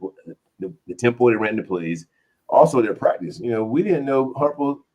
She was in full gear on Tuesday, Wednesdays, and took the shoulder pads off on Thursdays. You know, and we learned years later that they practice like how the guys practice now.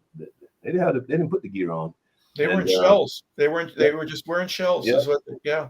So can you imagine lining up and you see Jerry Rice right there and Joe Montana, and I should see it like twice a year. I'm like, these guys are good. Not including Roger Craig and who else? Rathman. Rathman. Ricky Waters. That team was 100% loaded, and they were so tough. And even after all these years, man, that San Francisco team right there with all Harris Barton, Jesse Sapolu, Randy Cross. I mean, Randy Cross, my neighbor here now. You know, we play golf together, and it's funny. I always tell them, I said, man, I can never beat you guys. I said, y'all used to burn me out from the week prepared because we had to try to prepare for every play. But they was like well coached, very talented. And at that time, they were the team to beat in our conference. And it's funny when you look at the NFC South now and within the NFC West, and there was like the Saints, the Falcons, the Rams, and the 49ers. I don't know how you put that together. 2 West Coast teams with 2 Southern teams, and we call it the NFC West. And but that was those some fun times back in those days. Well, yeah, the expansion and all that. 67, you had no place to put them, so they did it the way they did. Mm-hmm. I'm jumping ahead of myself, but my first year here in Atlanta was 1991, and that's when we went out to San Francisco and we beat those guys out there. Mm-hmm. And Jerry had the California state champs. Remember, we were state champs. I haven't thought about it in years. He had that big trophy, like a 5-foot high trophy, because we beat San Diego, we beat the Rams, and we beat San Francisco and the Raiders all in the same year. And Jerry said we were state champs. Listen, that was the funniest thing ever. I thought it was so cool and creative with Jerry because we took the trophy to California. And look, and we claimed the state with the California state champion. That was I will say, if nothing else, we had some fun time with Jerry in Glenville, but that's the way his mind works and the way he thinks. He brought something extra, you know, as men, coaching a lot of young men. He brought the fun part back. He made us realize that, you know, this is way bigger than winning on Sundays. You know, he brought the black helmets, the black jerseys. Then every city we traveled to, we stopped to any historical spot, right? Like the Washington Monument. We'll go to the Washington Monument. Anywhere. Where did we go? And we went to the wall. Remember, we went to the Vietnam Wall. We went to the Vietnam Wall. Like we went. He took that stuff seriously. Now man, he took it seriously. It was like he wanted to tell a story about history, and it was the coolest way to do it. You know, with a lot of grown men playing a kids game, but we had a blast. It was so fun, and them days there, I can't get those days back. But it was so much fun. That's us. Remember, we had T-shirts. That's us. That's it all day long. And what Dion never wore the pink shirt out of practice. No. The biggest thing I think that people ask me about Deion Sanders, I said I've never seen an athlete with that much ability, but also he was a different personality when you're around him in the locker room, and then you're around him when the media come. He was prime time for the media. In the locker room, he was a player though. He was the hardest working guy. He wanted to make sure everybody knew their assignment, and he played hard. He was a guy who didn't practice hard when it came to tackling. He said, "It's not my job." But on one-on-ones, he let no one beat him. You know what I mean? That was his highlight when they did 7-on-7 and one-on-ones. And so the biggest thing I can recall, I remember once we were playing in Detroit, and I think Barry Sanders he was on the team that year. But there was a pass that was caught. It was like down the field, maybe 20 yards from me. And I'm dropping in my stance, and I'm running to the ball flying. And Dion playing the other side of the corner. And you can see the tape, and I'm running at top speed. I'm not kidding. And this dude just flies by me, the safety, catches the gap where he gets to the goal line. And it's funny when you see real time speed. I'm like, okay, that's real speed there. He came all across the field and made the tackle. And then you see it on tape. You like to slow it down, and so you see how fast he really is. And so he was a special breed though, and I'm proud of him now, just like I was back in the day, because he pushes the envelope to the maximum, and that's him. That's his personality. So he'll be the perfect guy to have that shirt on Jerry talked about. That's us, man. Yeah, that's him. Yeah. Well, he never got the homie award. That went to some others. He never got the homie award. That's for sure. That was for sure. Jay Howell is one of my neighbors, and Jay played 17 years in the big leagues. Nice. And I've asked him before. I go, "Who's the hardest working guy?" He goes, "Oh, that was Dion." Right. If practice started at 8, Dion was out there at 7 learning to bunt or working on bunts. Right. And this is later in his career, man. Yeah, but amazing. That's part of his personality, though. Yeah. You know, I've seen this guy to play for the Braves, hit a home run, get on a helicopter, come to in Swanee, get off the helicopter, practice the entire day. On Sunday, we have a game and runs a punt back for a touchdown. So there's not many people on earth can do that, to score a touchdown and hit a home run in the same week. So, he was a special talent for sure. Well, we were in Miami playing the Dolphins, and he had come down from Pittsburgh where the Braves had a playoff game. So he gets in about 5 a.m. He gets about 5 or 6 hours sleep. He gets on the bus. He puts in, remember that tape, that song he did, Must Be the Money or Show Me, whatever it was.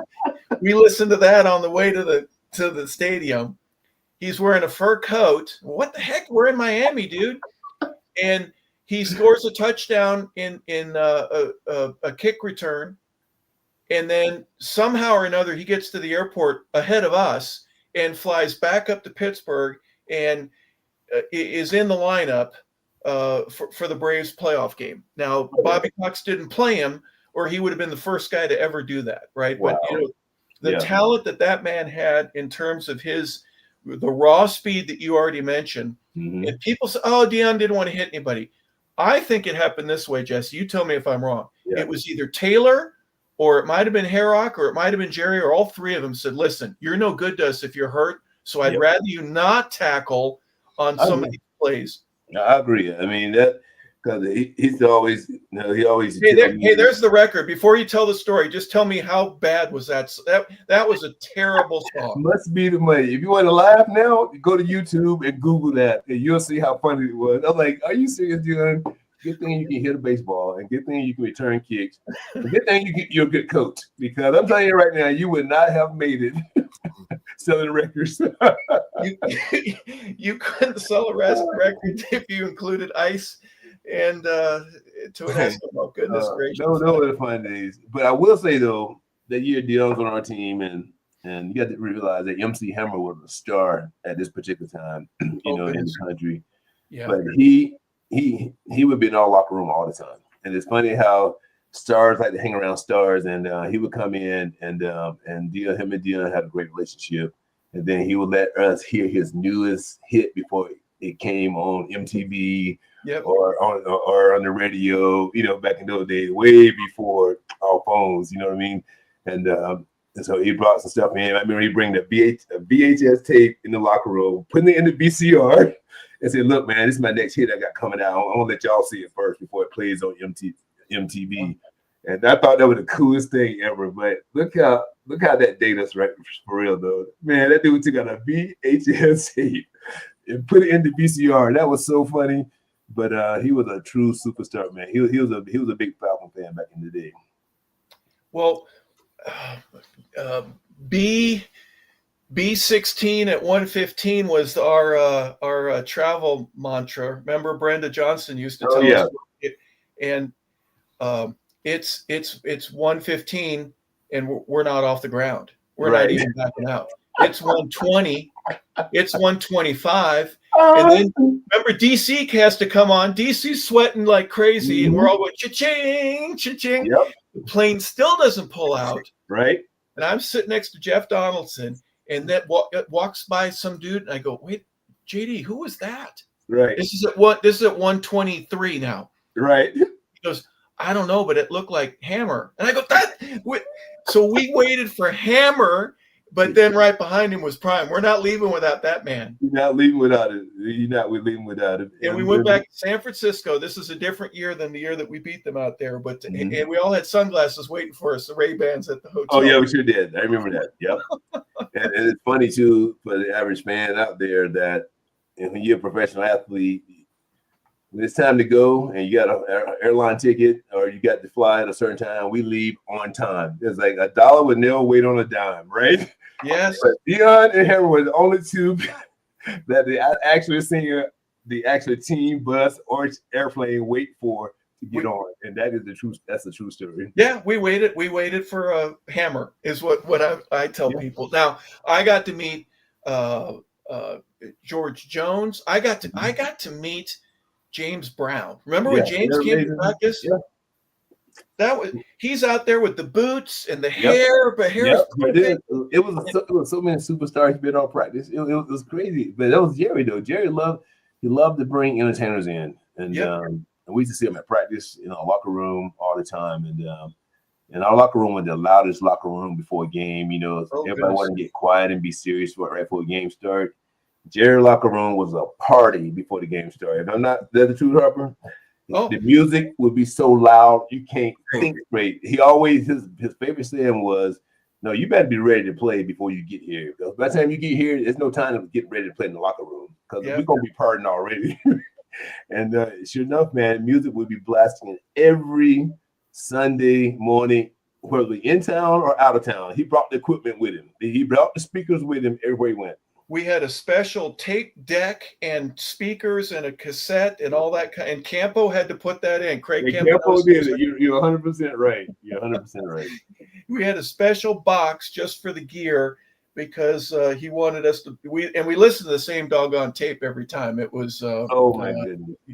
But here's another thing about Dion. If you don't mind me going there, he was watching film. He had one of those little CD players, one of the first. You had one too. Yeah, I had one too. Yep. He's watching film 20 seconds before we're going to go out there. Yeah. Yep. Remember, he had the socks, the everything. It was almost like the outline of a body on the ground, where his whole uniform. He had to do every game. He laid his uniform out like a body outline. I don't know why he did that way. That was his thing. He would always lay it out. He'd be in his locker watching film of Jerry Rice just a minute or two before we go out there. But serious about his stuff now. And obviously for you, with him, you had Brian Jordan, you got Scott Case. Yep.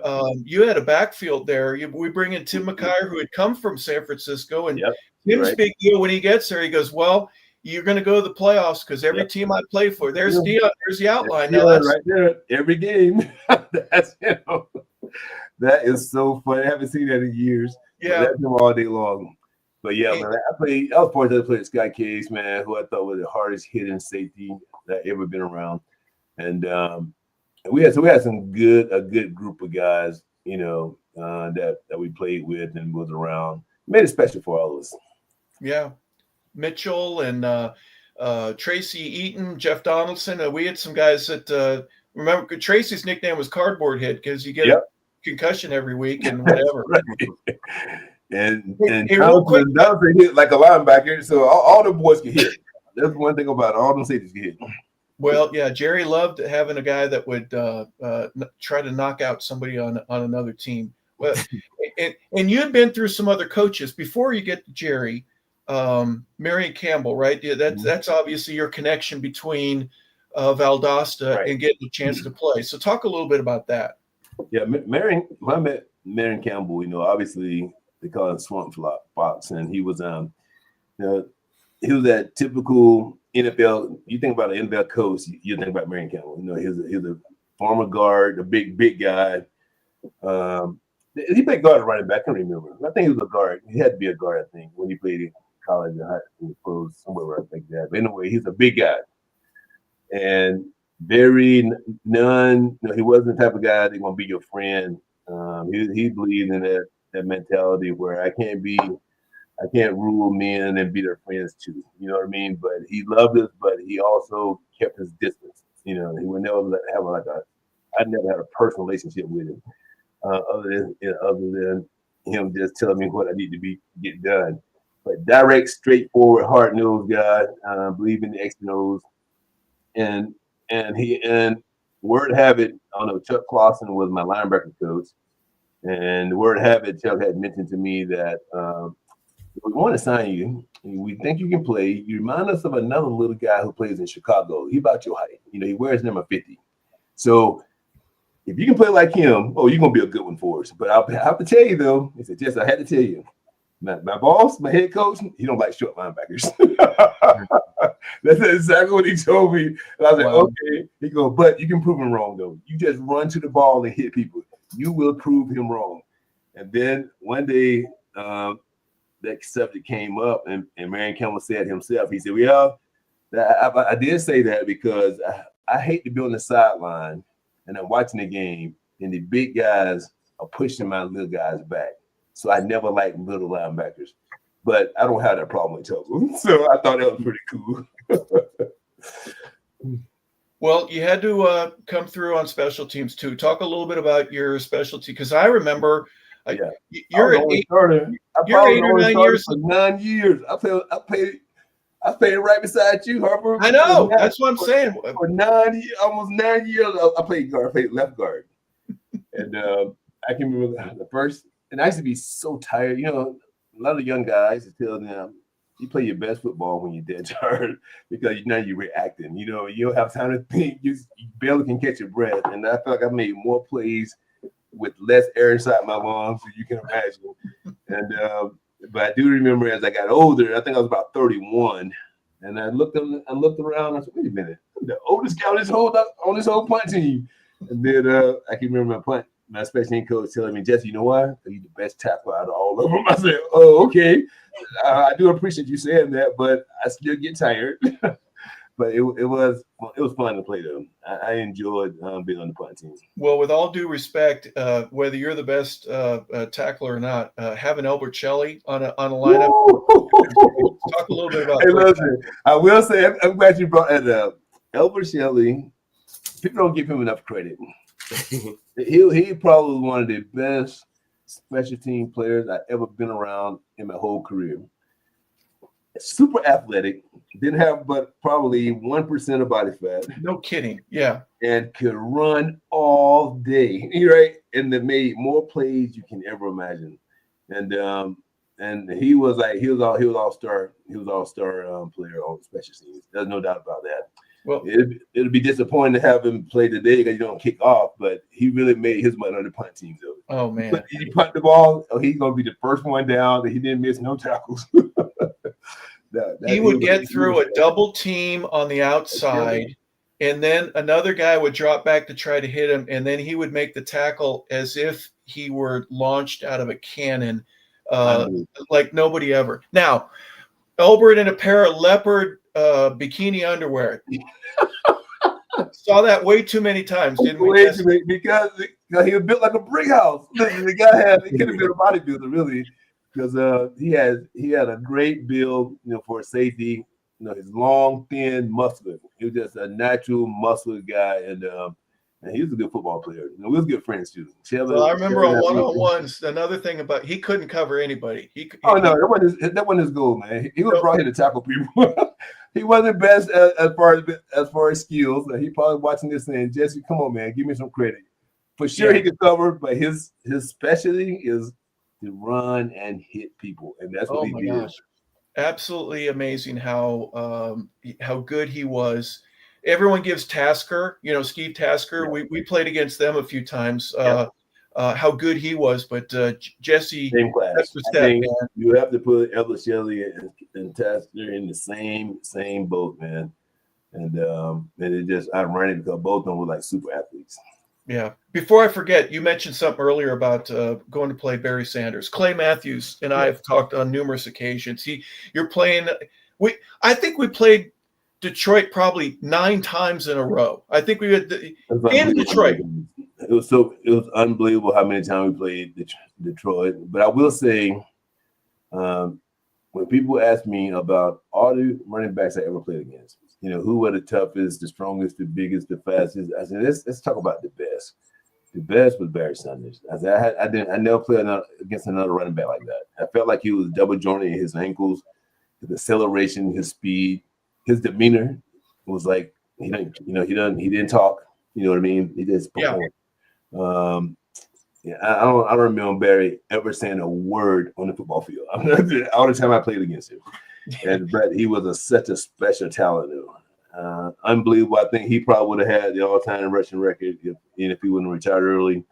But no disrespect to Emmitt Smith, because he was a great running back as well. But Barry was something different, though. The quickness, the acceleration. He's a video game. He literally was like a video game before the video games. As a player, you controlling him with a stick, a joystick. He could do all those movements in real time, and we used to watch tape. And the biggest thing our coach would tell us is this: play responsibility. When you play against LA, Barry, if you got A gap, you stand in A gap. You got C gap, you stand in C gap. If you got force, you play with force, because he will break the rule. If he took the ball right, that doesn't mean nothing. He's going to come back left. He was just one of the kind of backs who I think when they gave him the ball, Harper, you play offense and you know all the rules better than me. Certain plays are designed to go in A gap, B gap, C gap. Just give Barry the ball and let him find the gap. That basically was the offense, wasn't it? It was like almost he's going to find the open spot, and that's what he did. I asked Bill Fralick. Remember, Fralick was a Falcon for every year except his last year, and he signs with the Lions. Mm-hmm. And after that season was over, I see Bill at an alumni thing. I go, "What was it like blocking for Barry?" And Bill puts his hands out in the universal signal where both your thumbs are facing in opposite directions. Like, I don't know. Yeah. I said, "What do you mean?" He goes, "Well, it's designed to go in the 6 hole, and Barry ends up going on the other side of the field. We never knew where he was going to be." Roman Ford, the same thing. Roman played in Detroit, and we don't know how to block for him. We block how it's designed, but Barry sees things differently than everybody else, and obviously with his success. The story I was going to share real quick, I don't know if you remember this, but Clay Matthews and Ron George are your two in a 4-3. Those are your two other linebackers. And Clay tells it like this. He goes, "We're playing in Detroit, and I know, everyone knows that Barry's going to make a cutback. So I tell Jesse all week long, don't over pursue. I tell Ron George, don't over pursue. Well, they run a play, Ron over pursues, and next thing you know, everybody's high and dry, and Barry's running down the far sideline for a 60-yard complete. He goes, "Gosh, you play within the rules." You mentioned this. Barry's a rule breaker. He's a rule breaker, and Clay is probably one of the most knowledgeable linebackers I ever played beside and with, because he just knew the game. And he was like Joel Williams too. He was a student of the game, and if he tell you something, you better listen. That's one of those things. Yeah. But Barry, seriously, if you're not playing your gap responsibility, he's out the door. And that goes for the safeties too, because a lot of times the safeties had to have force, and the safety didn't come down fast enough, he's out the door. And he just had a natural knack that he had some speciality you definitely can't teach. But he had to have the ability and the desire to play at that level. But it was special to watch, man. I mean, watching game tapes, we still have all the linebackers in there, and we'll just watch it and slow it down. We watch the 8mm tapes, man. Just slow it down, and just to see how he positioned his body to make some of those cuts. But he was fun to watch. There's a picture of him when he was younger. They were playing in Buffalo, and remember Buffalo's turf, it kind of fell. So one direction, you're going with the turf, and you would be able to make a cut. The other, if you're going the other way, it was kind of weird. That it's like putting against the grain. It was really strange, but it almost looked like Barry was going to break his shoe. That's how much pressure that he was putting to make a plant and to cut against the grain. I still remember that his foot was almost on the outside portion of what his shoe. He should have broken it.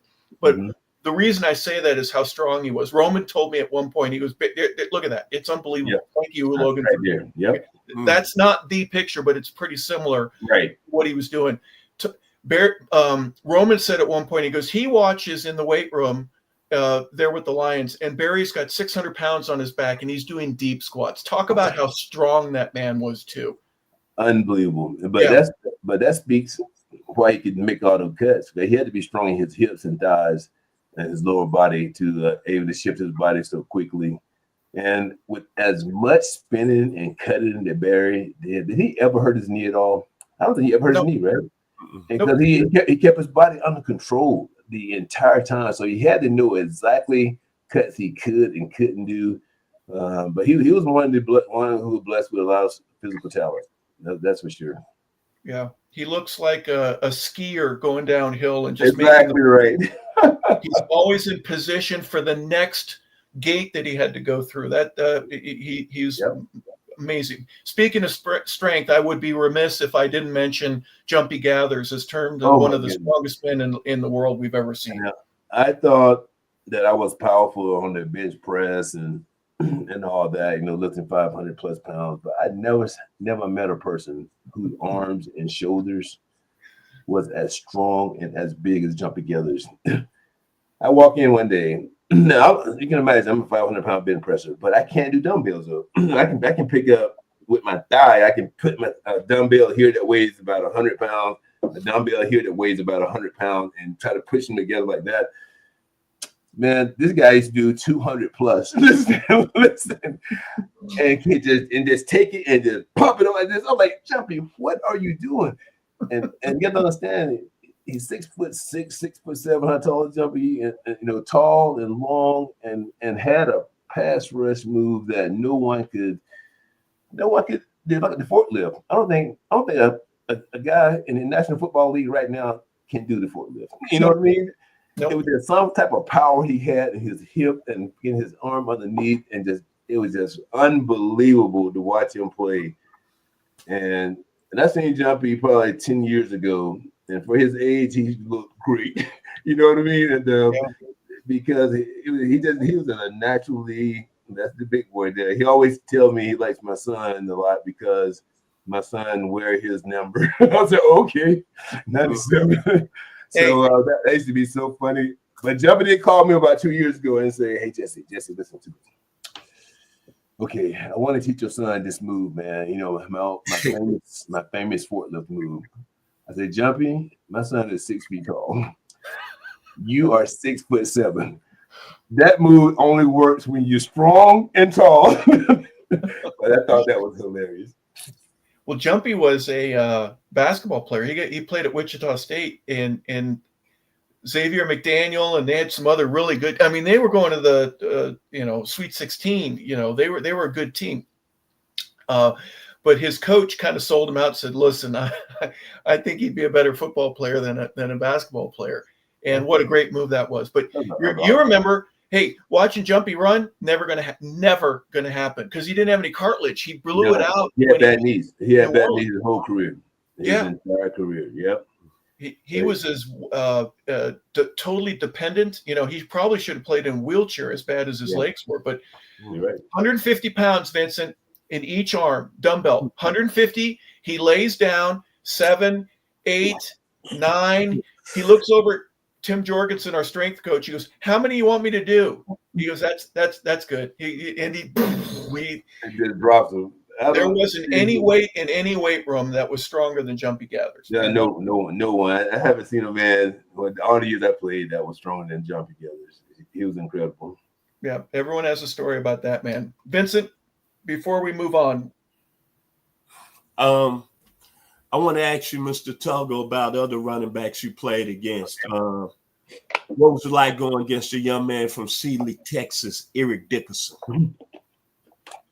Playing against a legend. Now, he was a legend before he even left the game. Seriously, he ran like a deer, long, tall. It almost like you playing against a guy you just watched for years, just dominate people week in and week out.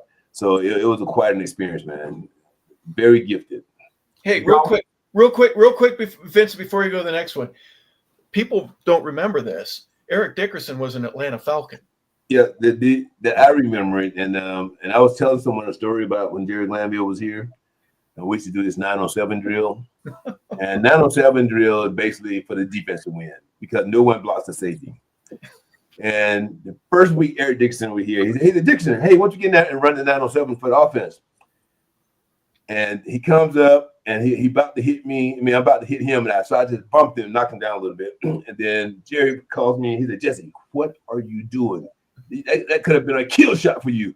I said, "That's Eric Dickerson right there. He's a Hall of Famer. I'm not going to run and hit him a 907 like I do everybody else. You know, it's not a fair drill." And Dickerson ran the ball just like, although he knew he would be a Hall of Famer. We got him for that 1 year, right, Harper? Yeah. And I truly remember telling Jerry that, I said, "Man, I don't feel right firing off on him at practice. I just can't hit him like that." You know what I mean? Yeah. And it wasn't fair. And but I do recall that for sure. Jesse, we had goal line and he ran 4 plays and he's ready to come out, and Jerry put him back in and said, "You're going to score." And we went like 12 plays against. It was 9-on-7, Vincent, but it was really with safeties. It was more like 9-on-5. Exactly right. Exactly right. You can't really design for the offense and the defensive win.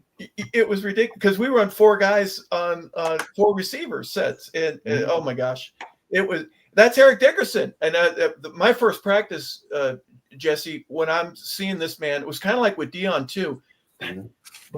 You're right, a living legend. He looks exactly. He had the neck roll and he had the elbow pads and he had the glasses and everything.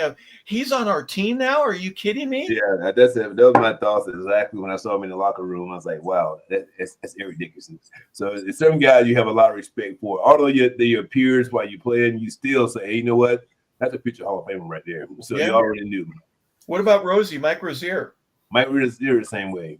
Mike was the coolest kid I think I've ever been around, who loved the game, had so much skill, but but he was a character too, though. Yeah, if you're up around personality-wise, he is a character.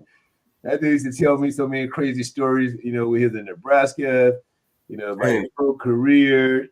But I have a lot of great memories of him. You said Barry Sanders doesn't say a word. Mike Rozier was not Barry Sanders. Definitely not Barry Sanders. No way. No way. Rosie would say, but the cool thing about that, if I remember correctly, Jesse, is he got to vote because he won the doggone thing. He got to vote for the Heisman Trophy every year. He had a vote. And he showed me his ballot. Like, I'm going to vote for this guy. That was awesome. Yeah. He's a character, man. You'll never have a bored moment around Mike Rozier. Let's put it that way. That's for sure. Or Ironhead. How about Ironhead? You're right. Ironhead, I miss that dude, man. He was a special guy too.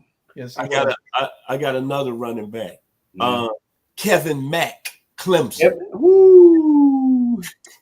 Kevin Mack, man. When he was at Cleveland, was the strongest, most powerful back that I ever seen. And you have to remember, this was back in the day when guys wore big shoulder pads too. But this dude had this big. He looked like he played at about 240. I don't know for sure, but there he is right there. Listen, he was the real deal. But I will say, guys like that helped me, take the nickname the Hammer too, because I knew I had to bring everything I had to the table every time. And we went out there one summer. Maybe we might have played him in the preseason, and man, we had so many. And you have to remember, back in those days, they're going to run the ball. He was going to carry the ball at least 25 times, at least. And so I knew that my day was full when I played against him. Marshall Faulk.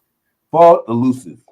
He's the first back, I think, who play like how the backs are playing today.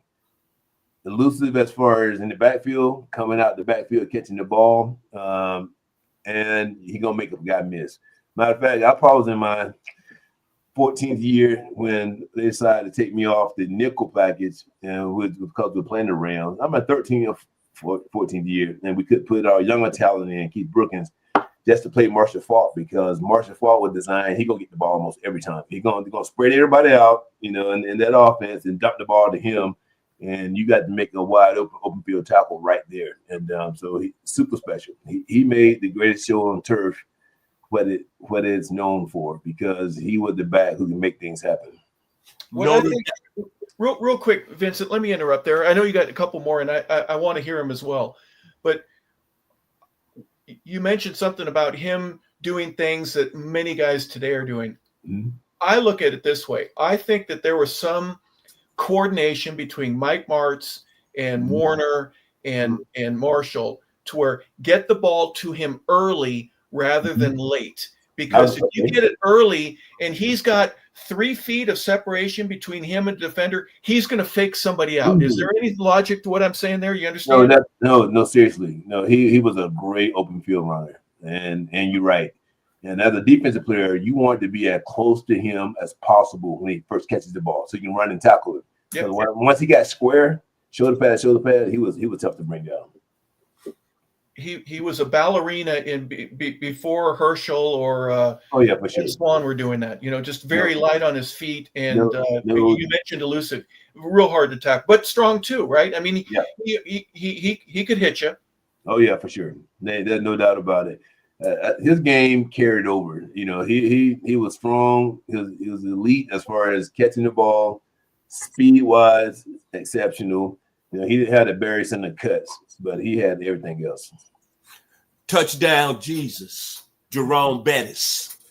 The bus, man. The bus is one of my golf buddies now. But true Hall of Famer, hard nosed, just a power runner, but with quick, light feet. Like people always thought, since he was so big, he gonna just try to run you over. No, he gonna try to use his elite little shake he have in the hips, and then try to get you in a bad situation. But he wasn't like Kevin Mack. Kevin Mack played with straight power. He gonna run you over every time. Bettis, the buzz was big, but he wanted to be known for his light footwork, because he can make a move with his footwork, get you off balance, then use his weight to push out. So he was a tough one. That's later in his career, because he's got a little bit of a belly right there with that one. Oh yeah, he's a big boy now. When he was his size, he always played big. But it's amazing, like him and Craig Hayward, how they were still powerful and can run, but they were big bodies though. You know what I mean? Because he's a big body. He had to play at 240 or better. Riceville, Georgia. Are we talking about Walker? Brought the college football on the scene, made the cover of Sports Illustrated. Herschel Walker. You know what? I look at Herschel as a superstar in college, average in NFL. I just think because he had to build up speed. He was the type of guy who had to build it up, and then explode. Really quick and just hit it and just go. But with everything he did in college and what he did in the USFL, those were his better days. And I think by the time he got to the NFL, guys had really figured out how to play Herschel. Because I don't remember no crazy year he had in the NFL, but I do remember his legacy, though, because early in my career, I think it might have been my second or third year that I made a tackle. I was playing the Cowboys. I think he had came to the Cowboys, and I made a tackle on Herschel, and I had to call my mom the next day and say, "Mom, did you see the game last week? Can you believe I tackled Herschel Walker?" And that lets you know how big that his name is. You know what I mean? I do remember calling my mom saying that. So that was a big deal to me. Well, he was on the Eagles. Remember, our first game in the Georgia Dome was against Philadelphia. You know what? That's where it might have been. It might have been the Eagles or the Cowboys. I remember it was one of them. I remember making the tackle, and I said, "Mom, I cannot believe I just tackled Herschel Walker." I thought that was the craziest thing ever. He was a huge shoulder pad guy too, wasn't he? Oh yeah, big pads, big thigh pads. It's funny how much weight they carried back in those days just for the equipment along compared to how now. Oh gosh, he just You know, you feel real free just by with the uniform on. Used to be you felt all buffed up, but now, man, it's just more lean. You can go run. And one of my friends from college, this is gonna be my favorite final play I'm gonna mention to you. I talked to him on Monday. He really knows this guy personally. He wants to know what was your opinion of tackling the young man again. Another guy from Touchdown Jesus, Alan Pinkett. Yeah, Alan Pinkett was good too. I would say right now, all the names you brought up, man, these are some of the elite backs in the history of the league. You know what I mean? And there's a lot of good backs.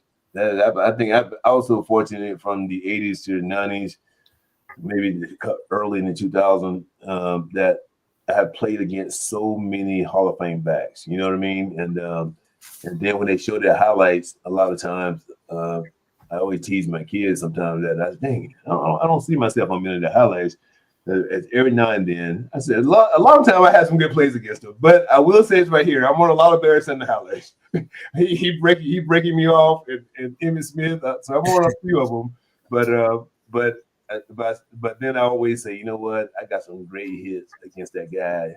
You remember the ones when you hit Barry square? I remember hitting Barry square in his chest and just slamming him on his head, but that never makes his highlight tape. It makes mine. Yeah. And then catching, Emmitt Smith, just driving him into the turf, man, and you forget that they're human like you are, and they're ball players who play hard like you have played. So just to play against all them guys, was running back from Buffalo also, man. Thurman. I was going to ask about Thurman. Oh my God. Man, him and Emmitt to me style was alike, but he was just as good as Emmitt. You ask me, he was a challenge to play against, and so I was fortunate to play against a lot of tough running backs. Yeah, I was going to bring up Thurman. I also wanted the thunder and lightning of Reuben Mays and then Ironhead. In our division games that we had to talk a little bit about that, and then also. How loud it would get there when we played the Hoodats in their building. That game to me special was the most special game of all. When you look every year, you look at your schedule and you look at the game what time of the year we're going to play New Orleans, because New Orleans, I think, in Atlanta was like a college game. There's a rival that seemed like most people outside of the South didn't know much about, but it was a big rival. And everybody played their best. I mean, to me, I don't care what our records were, whether both teams were losing or both teams winning records. It didn't matter, because you're gonna get the best out of each other. And some of my best compliments from opponent have come from New Orleans, teammates, from a couple of the guards and tackles and running backs, playing against me, and same thing and how I feel playing against them. Because we battle. Some of my best games I think I ever had were against New Orleans. I think my highest tackle game has been like 24 tackles in one game against the Saints, and because they ran the ball so much, and I was 100% exhausted after the game. And that's probably the tiredest I ever been after the game. I feel like I've been. We must have took 95 snaps, and I made 24 tackles out of 95, and it was unbelievable how tough that was. Even when I left in my last year, I was 36, and I was a little beat up, but I thought I was gonna play my 15th year. So my brother goes to me, "Hey man, if anything gonna offer you a contract now, it's gonna be the New Orleans Saints." I'm telling you right there, because you beat them the last 14 years. So I thought that was so hilarious that he would bring up one team, and that's who he brought up with New Orleans Saints. Well, you mentioned some of the great games. You think of like Hilgenberg, you had Stan Brock. Hobie Brenner, John Tice was there, Ironhead, I mentioned him, Reuben, but then Ironhead played with us eventually later on with the Falcons. So did Bobby Hebert, and so did Jumpy, and so did Brett Maxey. I mean, we had a lot of guys that. Michael Haynes played both teams.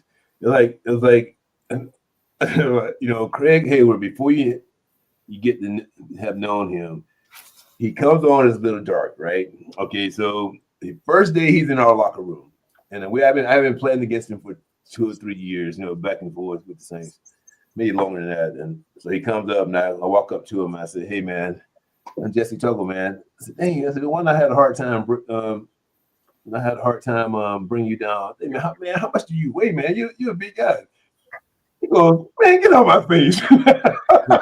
That's the first thing he ever said to me. The first time I met him in the locker room. And at that point, I thought he was so cocky, and we wound up being great friends, man. You know what I mean? But that's his personality.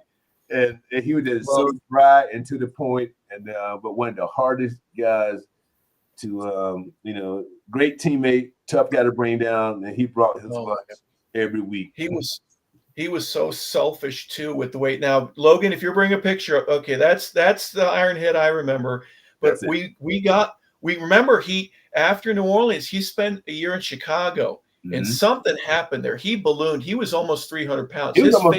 Seriously, he came back in the camp one year. He had to be 295, man. Yeah, he was like 40 pounds too heavy, you ask me, and that hurt his feelings a little bit too. Though. I think he didn't want to come in that heavy, but he was large. I mean, large. Yeah, I'll just say it like there it is. Look at that. That's fat. Yeah. That's a fat man right there. You barely get his face inside of his face. Exactly right. So he had to go to the fat farm with Lincoln and with Whit. We mentioned Bob a little earlier. The three of them, man, they left a whole lot of. They left two people worth of weight up there. I will say though, they took that weight off though. It is so amazing how they did it, and I can remember doing they used to weigh us for the fans who don't know. They used to weigh us every week, mostly on Fridays, I think. Fridays or Saturdays.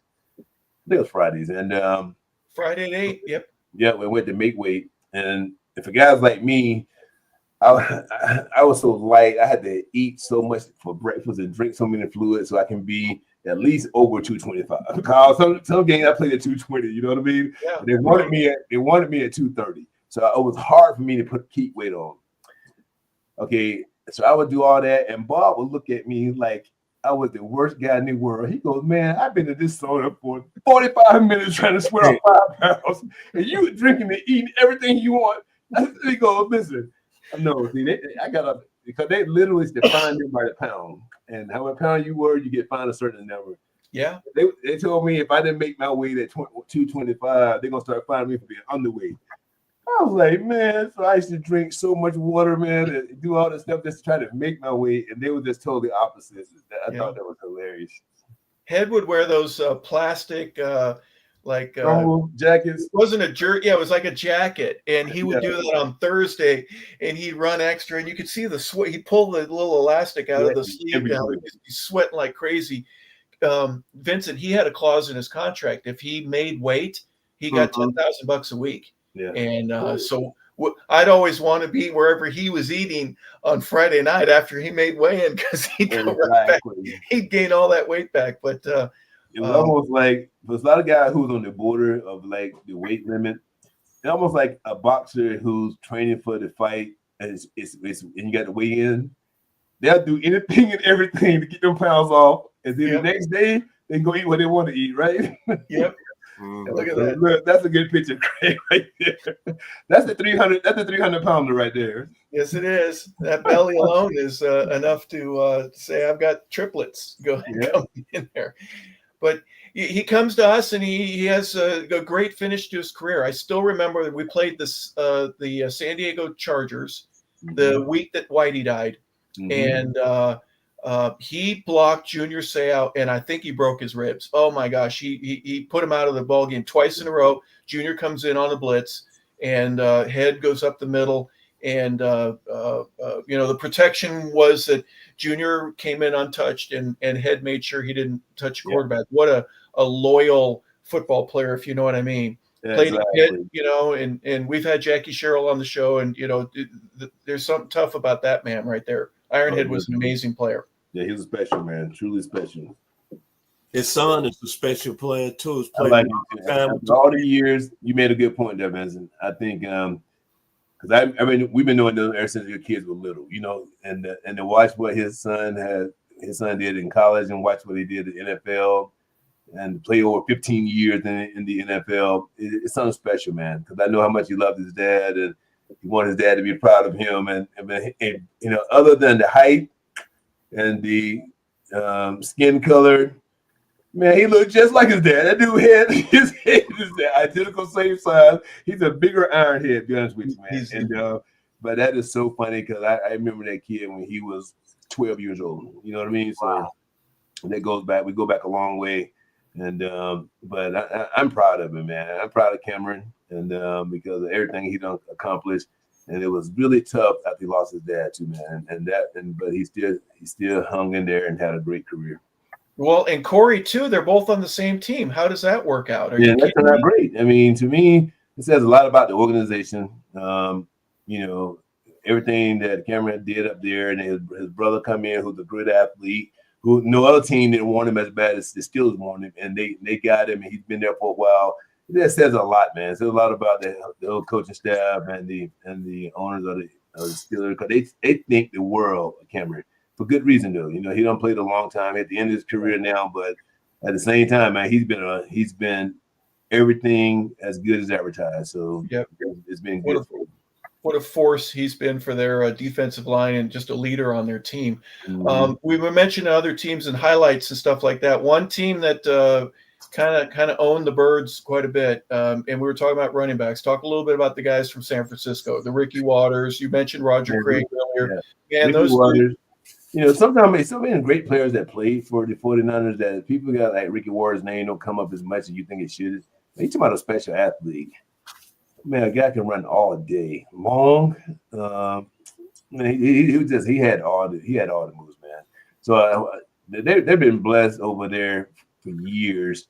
You know, even when Garrison Hurst was there, you know, he was a running back out of Georgia that played. Yep. And he lived in my neighborhood here for a long time, and I see him around here. And but he was a stud. I mean, he had a bad injury that me and Chuck hit him on a play in the Georgia Dome that almost ended his career when he broke his foot, when he broke his bone in his leg.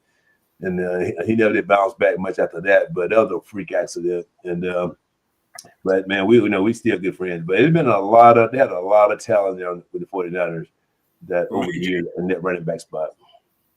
Major question. I'm sorry, Hop. I didn't want to interrupt, but you good. I gotta ask this for my mother and father. They both from the great state of Mississippi. All right. Is Jerry Rice the best they ever done at the receiver position? Mr. Valley State in the house. In my opinion, yes. I think there've been a lot of great receivers who actually playing right now. But if the way the game was played, as much they ran the ball in the 80s, as much as we ran 21 personnel, more so than having truly 3 or 4 wide receivers on the field, and every team knows that Jerry Rice is gonna get the football, and he still go out there and win football game and make great catches. You know, I call him the GOAT as far as the wide receivers are in the NFL. And he proved to be everything that they said he was going to be when he came out of Mississippi State. Mississippi College, right? What do you know? What's that? Valley. Yeah, Mississippi Valley. Okay, and get it right because a lot of small schools like that. Mississippi Valley, and he's everything and better. And the crazy part is, look at his career and how long he played. Incredible. Did he play 19 years, Harper? How many years did he play?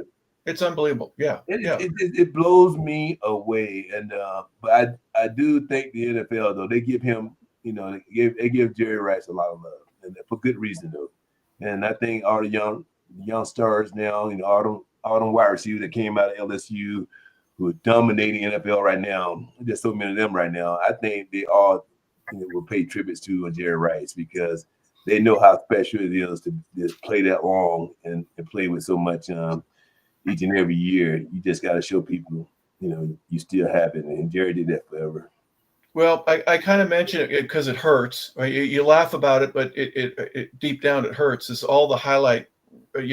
Most every one of Jerry's great touchdowns is against a Falcon. If you know, it seems like I know. The funny part is, every time I look up, but I guess because we played them every year, but it does seem like it's extra. It's like, I guess when I look at almost any highlights of the 49ers back in the 80s against us, but it was just one of the things, man. I tell you, I will say though, it was the toughest fight for me, emotionally, physically, mentally. To play them because they ran so much, man, and it was I used to get so stressed out, and they had so much talent, and we had to beat them. To go anywhere, we had to beat them, and that's where I was so proud of the year we went to the Super Bowl because we had to beat them boys 3 times, and it was tough knocking them off. It was just one of them crazy things where we just had to bounce back, and we didn't actually beat them 3 times. We played them 3 times, and but it was just crazy knowing that we had to get through them to go to where we wanted to go.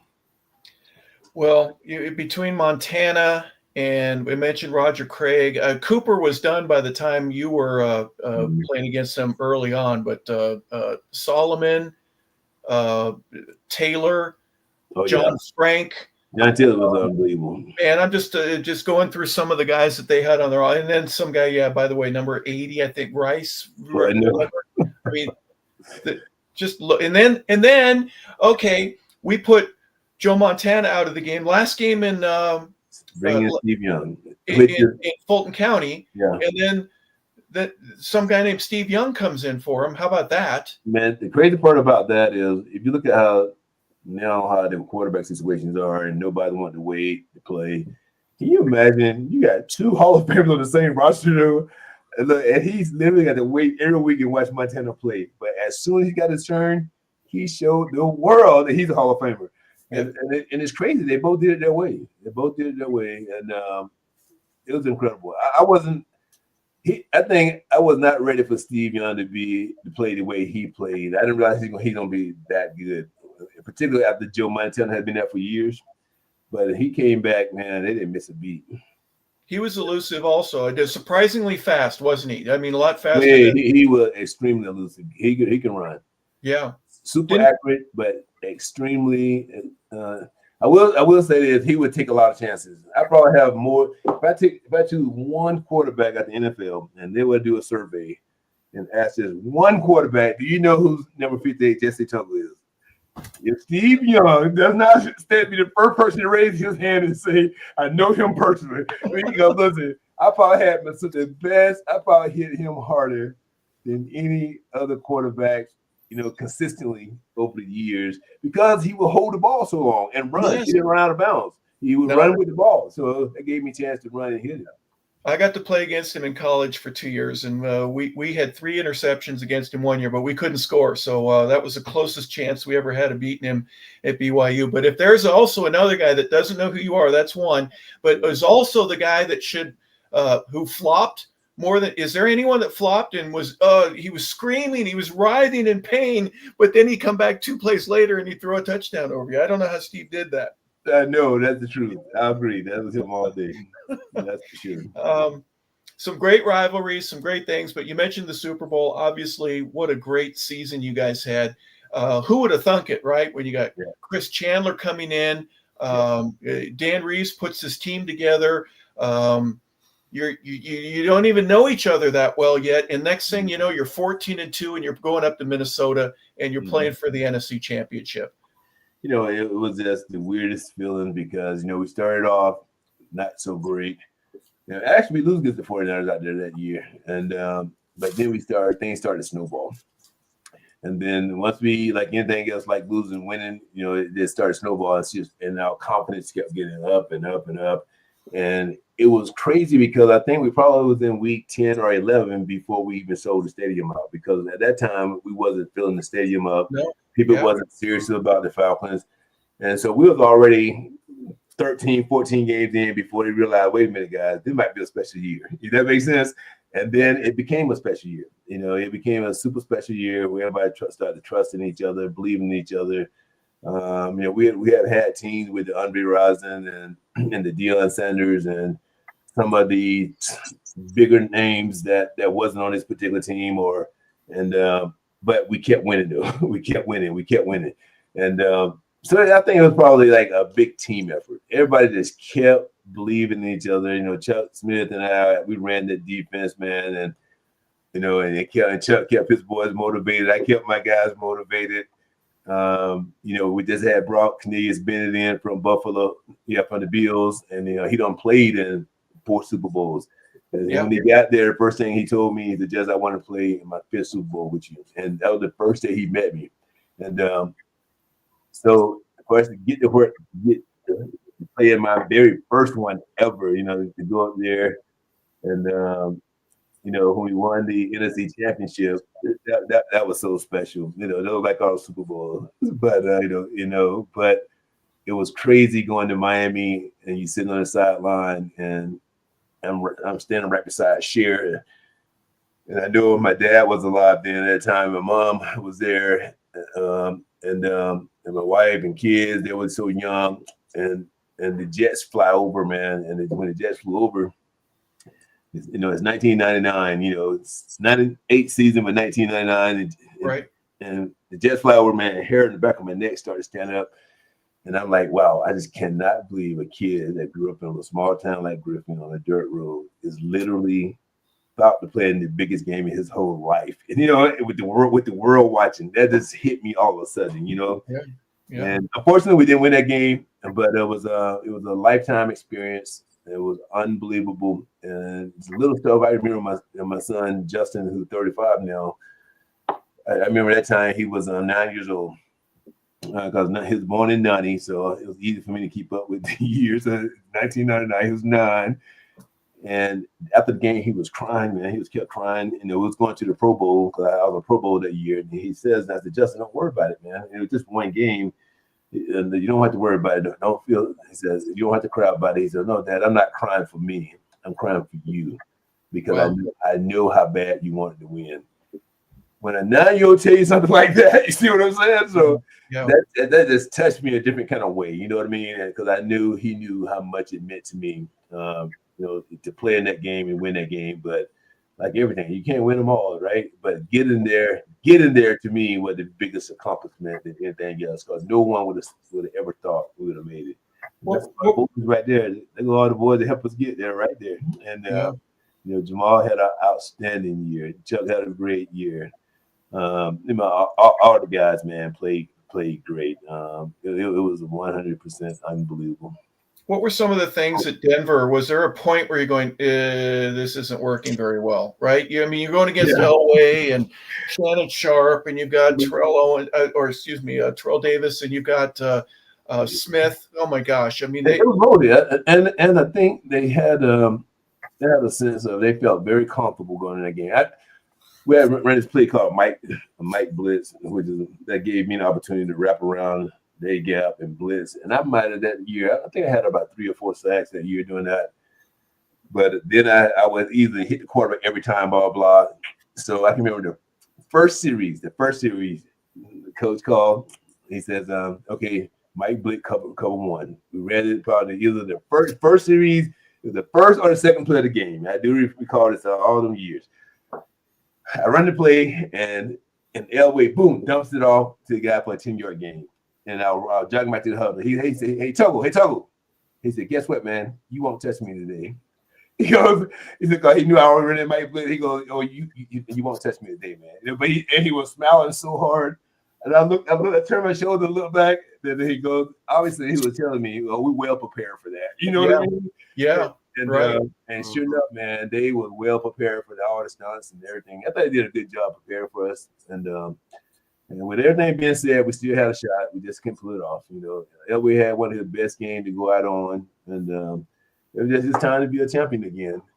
But out of all that experience, I was thinking to myself, man, I just can't believe it took me 12 years to get here. And that was Keith Brookins' rookie year. And Keith goes, "Hey, man, I can't believe I played in the Super Bowl my rookie year. I'm looking forward, to my career." And when I seen Keith after his career was over with, and we're just talking, and he said, "Jesse, you know what, man? I always thought I would play in 5 to 6 Super Bowls." He said, "The only one I played in was the only one." That's it.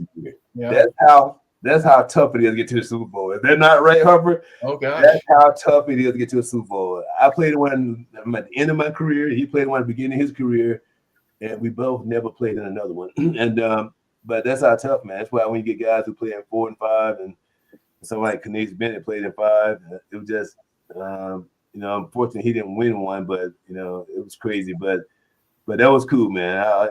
Even seeing Keith right there, and I still consider Keith as friends, man. And people used to always say, "Man, he took your position when you retired." No, it was his turn. My position was up already. I was going about 15th year, so it's like. Generation then in his 14th to 15th year, he got ready to retire, and he goes, "Jesse, the same thing happened to me too. They're bringing a young guy." I said, "It's going to continue to happen." That's called the NFL, right? not for long. and Jerry Glanville was the first one to say NFL is not the National Football League. NFL is not for long. And although I played 15 years, 14 years, that seemed like a long time. But in reality, though, it's still not that long. And I'm just thankful for playing that, as long as I did. But it's also good to feel that we gave even Harper, all of us, man, anybody who played in the NFL got a piece of history with the NFL. And that's the part that people that I'm glad, both my sons got the opportunity to play in the NFL just so they can have an experience what it's like. You know what I mean? And because it's a different kind of experience to play, whether you play 1 year or you play 15 years. When you leave the game, you need to be proud that you played in it. So many players leave, they're mad with the game. My goal was not to leave mad with the game. The game gave me too much. I fought too hard. I worked too hard. And I love the NFL. So I don't get caught up in the numbers. I just like to say, you know what? I just felt like I was a little part of the NFL. And it makes me feel proud to just have an opportunity to play, Well, you mentioned Jerry, and my first year here in Atlanta was 91. That was Jerry's second year. Mm-hmm. And we go to the playoffs. We're a wild card. And before that week started, Vincent, that Wednesday, we had our first practice. Before, we break up, we had a meeting. And Jerry didn't really have a whole lot of need for long meetings, but he pulled everybody together. And on purpose, he goes, okay, we got somebody who wants to say something. Mike, go ahead. So Mike Ken, who had probably, 13, 14 years at that time, he gets up and he says, hey, I don't want you guys to take this moment lightly. I came in and I was a rookie in 78. We went to the playoffs. We went to the playoffs again in 80. I haven't been since. Absolutely. Speak volumes right there. Rare, and it just take it, guys, focus and study the way you need to. And so I had come from Philadelphia, and we had gone to the playoffs the year before. We ended up losing, but it's such a challenge. It's so hard, and for Jessie, for you to get that one chance to play, and you think, I hope I get another one, and you never know if you're going to get that other one. Well, Elway played in 5 for crying out loud. I know, right? You're 100% right. So rare, but anyway, we've had a lot of things that we've got a chance to talk about. Vincent, anything else before we move on? No. When you look at what this show is today, it just proves my point that I've been blessed here at 100 yards of football. I'm around the class of elite. What I mean by elite, these two gentlemen, Mr. Harper LaBelle and Jessie Tuggle, played in the National Football League. It's not many people walking around here saying I played the greatest sport ever, in my opinion, at any level. And to have two gentlemen on my show, I could tell you this, I'll be 65 in July. It's probably one of the best birthday presents I got coming up. Because I want people to listen to this. It's not many people walking around that's played in the National Football League. That's a small, tiny percentage. And it's an honor today to be in the company of two gentlemen. And my final word about Mr. Tuggle. I was fortunate in the 60s to have a father that took us to see Tennessee State play back in the day. Ed Too Tall Jones, Edris Dickey. Then I had the opportunity to go to the University of Arkansas. In the late 70s, early 80s, I saw Mike Singletary up close. Grady Turner, that was an outstanding linebacker at the University of Houston. Gabe Rivera, outstanding defensive tackle with the Texas Tech Red Raiders by way of the Pittsburgh Steelers. But this gentleman here, when you talk about determination, that's the nickname I'm going to give to him, and overlooked, there's probably not been no player that's came in the league undrafted. You could talk about Kurt Warner all day. You could talk about Dick Night Train Lane. You could talk about Priest Holmes. You could talk about Rob Smith. No, I'm sorry. This gentleman had 2 offers on the D2 level. This gentleman overlooked, failed to notice. But this gentleman in his career, 1,800 tackles, 5-time Pro Bowler, been to the Super Bowl, and he not in the Hall of Fame? No, me being from the 901, I don't know who voted into the Hall of Fame, but y'all must be insane. This gentleman right here gives me aspirations. That's why I take this platform, me and my business partner, Rodney Keebler. In 2009, somebody said we was crazy. But look at us now. Yep. This man is inspiration. And if you're watching this video today, if you any athlete from basketball, baseball, football, listen to his story. Listen to his story. He didn't go to no big time school. He stayed and believed in himself. And he worked when nobody else was working. He worked. And he came from a hell of a family, what I'm seeing. And I'm going to take this to my grave. He the greatest Falcon ever. And I was a huge Mike Vick fan. No, I'm sorry. Jessie Tuggle, in my opinion, is the greatest Falcon that ever played for the Atlanta Falcons. And he should be in the Hall of Fame. Thanks a lot, Vince. I appreciate that, man. I appreciate it. Y'all good people. And Harper, thanks for calling me, inviting me on the show as well. And hopefully today was a good day. I enjoyed talking to you guys today. Real quick, before we go, I have to tell my one Jessie Tuggle story. Okay. And what are you doing since, right? Folks, when I'm at the alumni event and they take people and they, the former players, they run them around. And we end up sitting next to each other watching the game. Yep. The Falcons are playing Tampa Bay. And what's his name? Gleason? It was Gleason, the quarterback? Yeah. The Tampa Bay. And I said, hey, Jesse, what do you know about this kid? And he goes, well, I know that he went to a quarterback camp with my son back in the day, right? So and now and there was another guy. There were 3 really top-rated quarterbacks. Justin was one of them. Gleason was the other, whatever his name was. And then there was a third that you were telling me about. And we're sitting watching the game, and we're just like in a movie when 2 guys are together. There's a seat in between the 2 of us. So some other alumni doesn't show. And I'll be doggone if Jesse's just looking at his phone. Yeah. And the game's going on. He's looking, and then a couple plays later, he's looking down at his phone. I can't believe, man. And then he's texting somebody. He's talking. I go, Jesse, what are you doing, man? The game's going on. He goes, I'm playing fantasy football, man. Right now. I mean, my guy is. So, I mean, at the Tuggle family, it has to be with Rayfield Wright, obviously, as being a member of the family, a Hall of Famer who you've married into the family and with your own kids and all that kind of talk about how competitive you guys still are and how much fun you have doing that fantasy football. It's crazy. I was fortunate that my wife almost played for the Cowboys for all the years, and he played in 5 Super Bowls. Then, I wound up playing 14 years. Justin played, my oldest son played 3 years. Yep.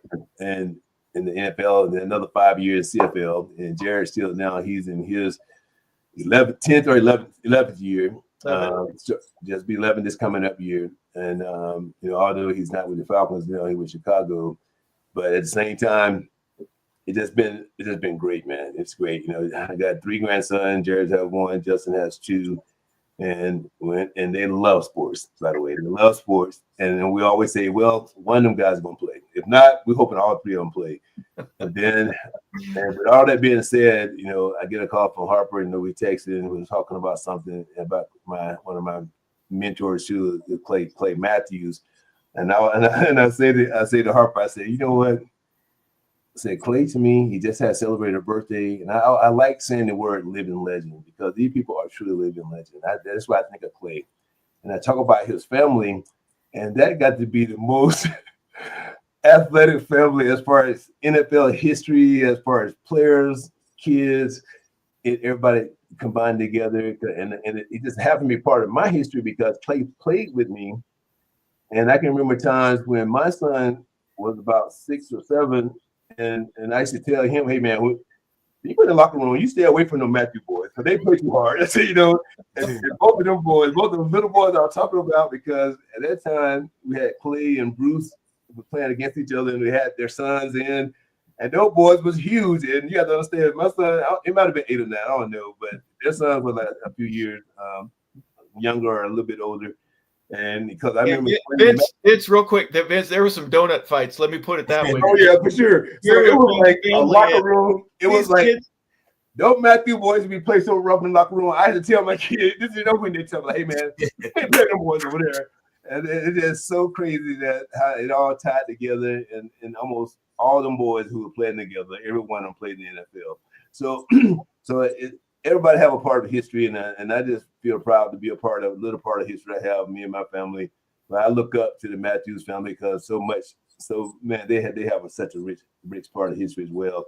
And Harper, I want to thank you that day you called me and text me, because I talked to Clay. I was out to dinner with some people. I said, hey, listen, y'all got to excuse me for 15 minutes. I got to call a friend of mine I haven't talked to in 10 years. And Clay instantly picked up on my voice, right? And then and we just was chatting, and it was the coolest thing ever, man. So thank you for that. And I think we had a great conversation. But thank you all again for being on the show. You guys are doing something special. Vincent, you guys had a dream about this show, man, and you've been hanging tight, my man. You, my buddy, I haven't seen my buddy Bobby in a while. Bobby Butler, used to be with him most of the time, and he's a great guy, and I know he lost his father not too long ago, so my condolences go out to him and his family as well.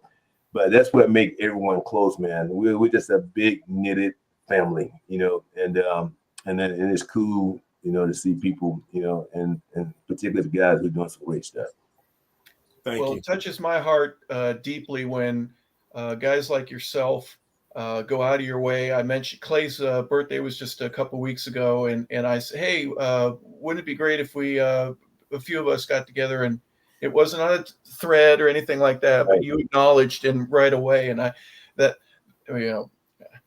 why aren't we talking more to one another? Exactly right. Everybody's busy, but why aren't we talking more? I agree. Yeah. So thank you for your part in that, and for being a guest on the show for obvious reasons, ladies and gentlemen. He's amazing, and we're so gracious to have him here on the show. Jessie Tuggle. He may not be the first Falcon, but he'd be the first one you'd want to take, if you know what I'm saying. And hey, Hop, please. Hey, Hop, I have something that I want to say to Mr. Tuggle. So, are you ready? Yes, sir. Mr. Hopper, are you ready? Let's go. Logan, are you ready? I'm ready, Vince. Happy birthday to you. Happy birthday to you. Oh, baby. Happy birthday, Jessie. Happy birthday to you. Hey, you guys are incredible, man. Hey, thanks, man. Thanks. It's hard to be on tape singing the happy birthday song. So I tell you that right now. So I know how much courage that took. But thank you guys, man. I'm looking forward to being that 6-0, man. And I'm excited. And thank you guys again for this opportunity. And all is well. Absolutely. Well, thank you, Jessie Tuggle, for being a guest. For Vincent Turner, our founder and co-host. For Logan Landers, our producer and engineer. Thanks for being a part of 100 Yards of Football. This has been our Legend Show, everybody. Jessie Tuggle, our special guest, and for obvious reasons, he's been a great one. We thank you so much for being a part of the show. Have a terrific day, everybody. All right.